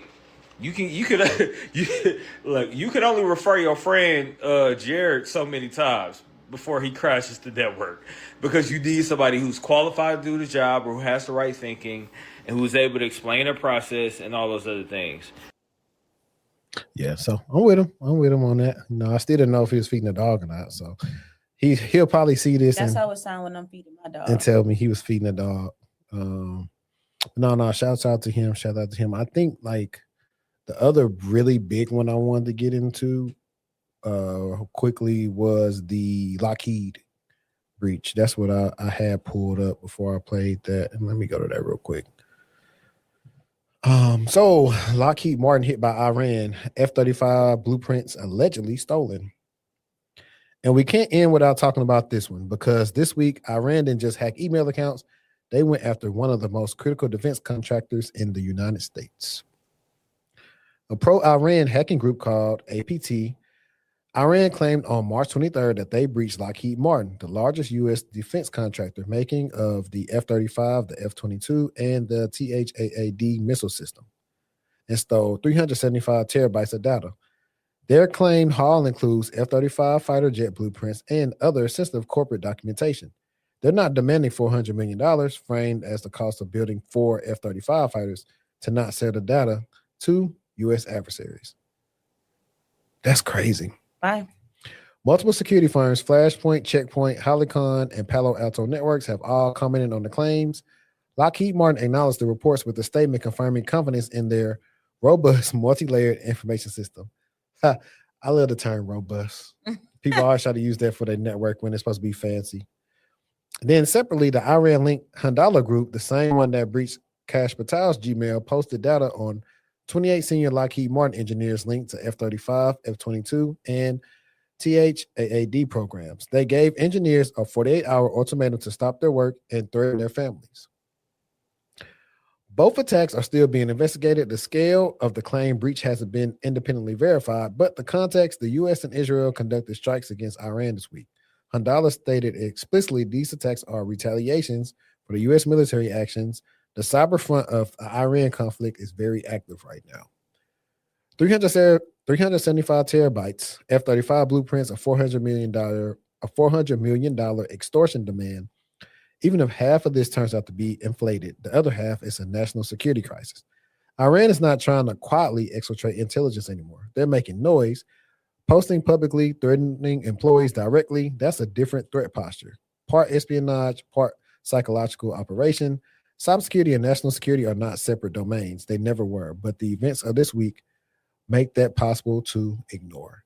And what I think Iran is doing is, it's kind of what we talk about in boxing. They are bullying the bully. Mm-hmm. So, okay, you think you're finna walk up on me? I'm finna step to you. I'm gonna make you fight. And so I'm gonna take the fight out of you because you didn't think I was gonna come at you like this, because you probably took me lightly. So they are bullying the bully. And this is alleged right now, but I think some truth to it. I know some people that used to work at Lockheed, and like most of these government factions, they are all outdated in tech, even though they claim to be so secure. But like I said, I feel like a lot of the stuff could be insider threat and other stuff for how they are not catching stuff. If this actually happened, this is crazy. And y'all need to fix on how y'all turning down people that want to work for y'all and y'all ain't trying to pay them. Y'all gonna have to up the salaries and y'all can get better talent. That's the biggest issue I think that they facing right now.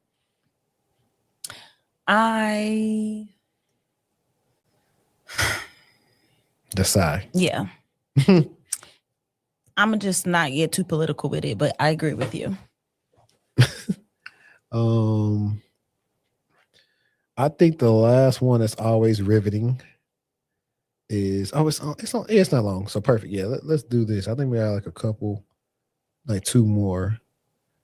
Yeah, can't get a job in Dallas and that. Yeah, so 2 more, and then I think we are Like out of From WGU, and I work at the top company in the United States for my field. No, I do not work in help desk. I do not have an entry-level job. I do not work in customer service. My master's degree from WGU was not my first degree. My first degree was at a classic brick and mortar university. I also have 18 additional hours at another classic brick and mortar university. And here's what I want you to know about programs like WGU or online schools. Number one, make sure you're going to one that's accredited, that's always been accredited, and is not at risk of losing their accreditation. Two, these programs are especially good for people who already have professional experience. Employers are not turning down candidates with degrees from online schools if they have the skills and necessary experience they need to do the job. It literally doesn't matter. Half of my colleagues have degrees from online schools. If you are going into this school from scratch, bachelor's into a new field, then you need to make sure that you are doing internships, you're networking, you're doing clinicals, whatever it is to get said in real life experience. If you're starting coursework in a new field, you also need to seriously reconsider accelerating. Acceleration is for people who already have the background content knowledge of the field that they're in. If you've been a banker for 20 years and now you're just getting an official accounting degree,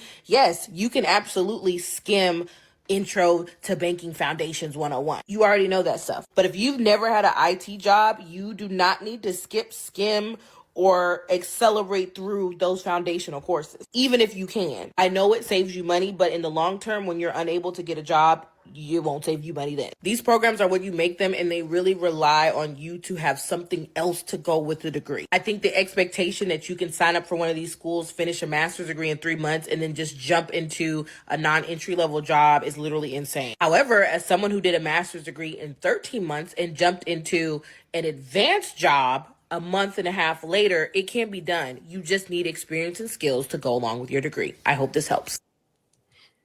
As you say, what you say, she ate down? She chewed, she swallowed. Yep, she ate it up. Love that video. Yeah, and she said everything we always say. Literally, and every educational experience does not have to be $1 million experience, $100,000 experience. You can spend thousands and achieve those same things. It might take you, let me take, because y'all are so literal. You can achieve similar things doing lesser work if you know how to be strategic and position yourself in the things that you want to do.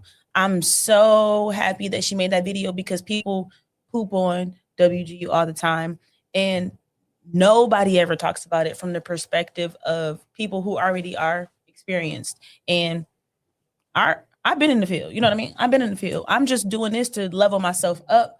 My employer gonna pay for it. It's an easy win for me. Why would I not go in and self-pace the workout when I know most of the content that's in this course, or the track is what I'm trying to say. I'm not, y'all know I'm an advocate for higher education. It's not for everybody, but I'm happy that she made that video, and thank you for creating that video so we could talk about it. No, for sure. And I think like the biggest thing I actually want to touch on real quick is she talked about the benefit of, like, you already know the stuff, speed past it. If you don't, learn it, because I think that's the biggest issue. And it goes into what we were talking about with the Capella degree. It wasn't necessarily it was from Capella. It was like, hey, for 10 days, I wrote 10-page papers, and she said like 36 days, got a master's. So I think that was it really is not an issue, but if all you did is write papers, is like, I guess, how much practicality did you have with your degree program? And so, like, doing everything so fast is like, you may not get your chance to yourself a chance to soak it in, and you could take your time a little bit if you don't have any experience, because you can land that internship where they only want to give it to you if you're in school. If you're not in school, you got to probably try to find an apprenticeship, and those are like few and far between. And I like that she also brought up, like, you need to be networking if you don't have experience. So she brought up everything that somebody should really take heed to if they are doing online school. It's definitely a benefit, because the cost factor is like the biggest one. A lot of companies not going to care like where you got it from. They want to know, like, can you do the work, or do you meet what we're trying to hire for, like, at this level? But like she also said, unrealistic expectations. Hey, I'm gonna take this degree, get in 3 months, and I'm finna get this, advanced role and make all this money. And she was like, yeah, that's just totally unrealistic. So I'm happy that she actually, like, just kept it real and kept it a beam with everybody. I had another one. It was like a a young lady who was talking about she couldn't get a job in Dallas because she couldn't speak Spanish or something. But I just feel like, I don't know. I wanted to get into it, but I don't think it's really going to add too much value outside of like just laughing at it. Yeah, and we didn't touch on the ClickFix thing, but I'll touch on that another time. I think we blessed the good people here tonight with a lot of interesting info and spirited Hey guys, conversations. can I tell them when your birthday is? Sure. Are you want me to be quiet? I don't care. Okay, so HD birthday is tomorrow. So make sure y'all show him some love in the chat today and tomorrow and for the rest of the week. Shout out to my host, the CEO, the founder of your favorite podcast. Happy early birthday to you. Period. Appreciate that. Yeah, I'll be 25. So y'all definitely can send $25 super chats. Screaming.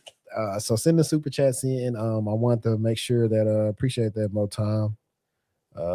Hey, shout out to you, March 31st. Matter of fact, I think Kenneth's birthday is the 31st. Matter of fact. Yeah. Happy early birthday, Ken. You know, it's big Aries season. So shout out to us. The know-it-alls and always getting on people. Appreciate that, Justin Williams, man. Appreciate that. Thank y'all for the love. I wanted to actually talk to y'all the day before the birthday, so we could technically. I had more time. I was gonna say this is gonna be the birthday stream. We probably could have came here with some. Look behind you. Oh wait, we can put the hats on. No, that's only your hat. No, I put them over here. You did? Yeah. Let's see. I'm just gonna put it on Okay. top of my head like this. Let's see if it fit. Oh, my hair's so big they can't see. Happy birthday, HD. Look at this. We should have had these on from the. We should have put them on. We had these on when we filmed episode 200. Was y'all here? Did you see them? Did you like them? Tell us. This is like a rhino. Because you got it sitting up top. I want to do this like when you was going off. No, you should have, because I would have been on the floor. But you was going so fast. I But I was like, but no, I appreciate y'all. It's getting late. Some of y'all it's like 10 o'clock where you're at. Some of y'all gotta go to work tomorrow. I don't have to go to work tomorrow or the whole week. So yeah, just tap in with me. You can leave some super thanks when you come in into the platform. But like I said, until next time. He said I would have said more, but the way my bank account set up. Nah, I appreciate what you said, man. I appreciate that. But yeah, man, I appreciate y'all. And until next time, we out. Peace.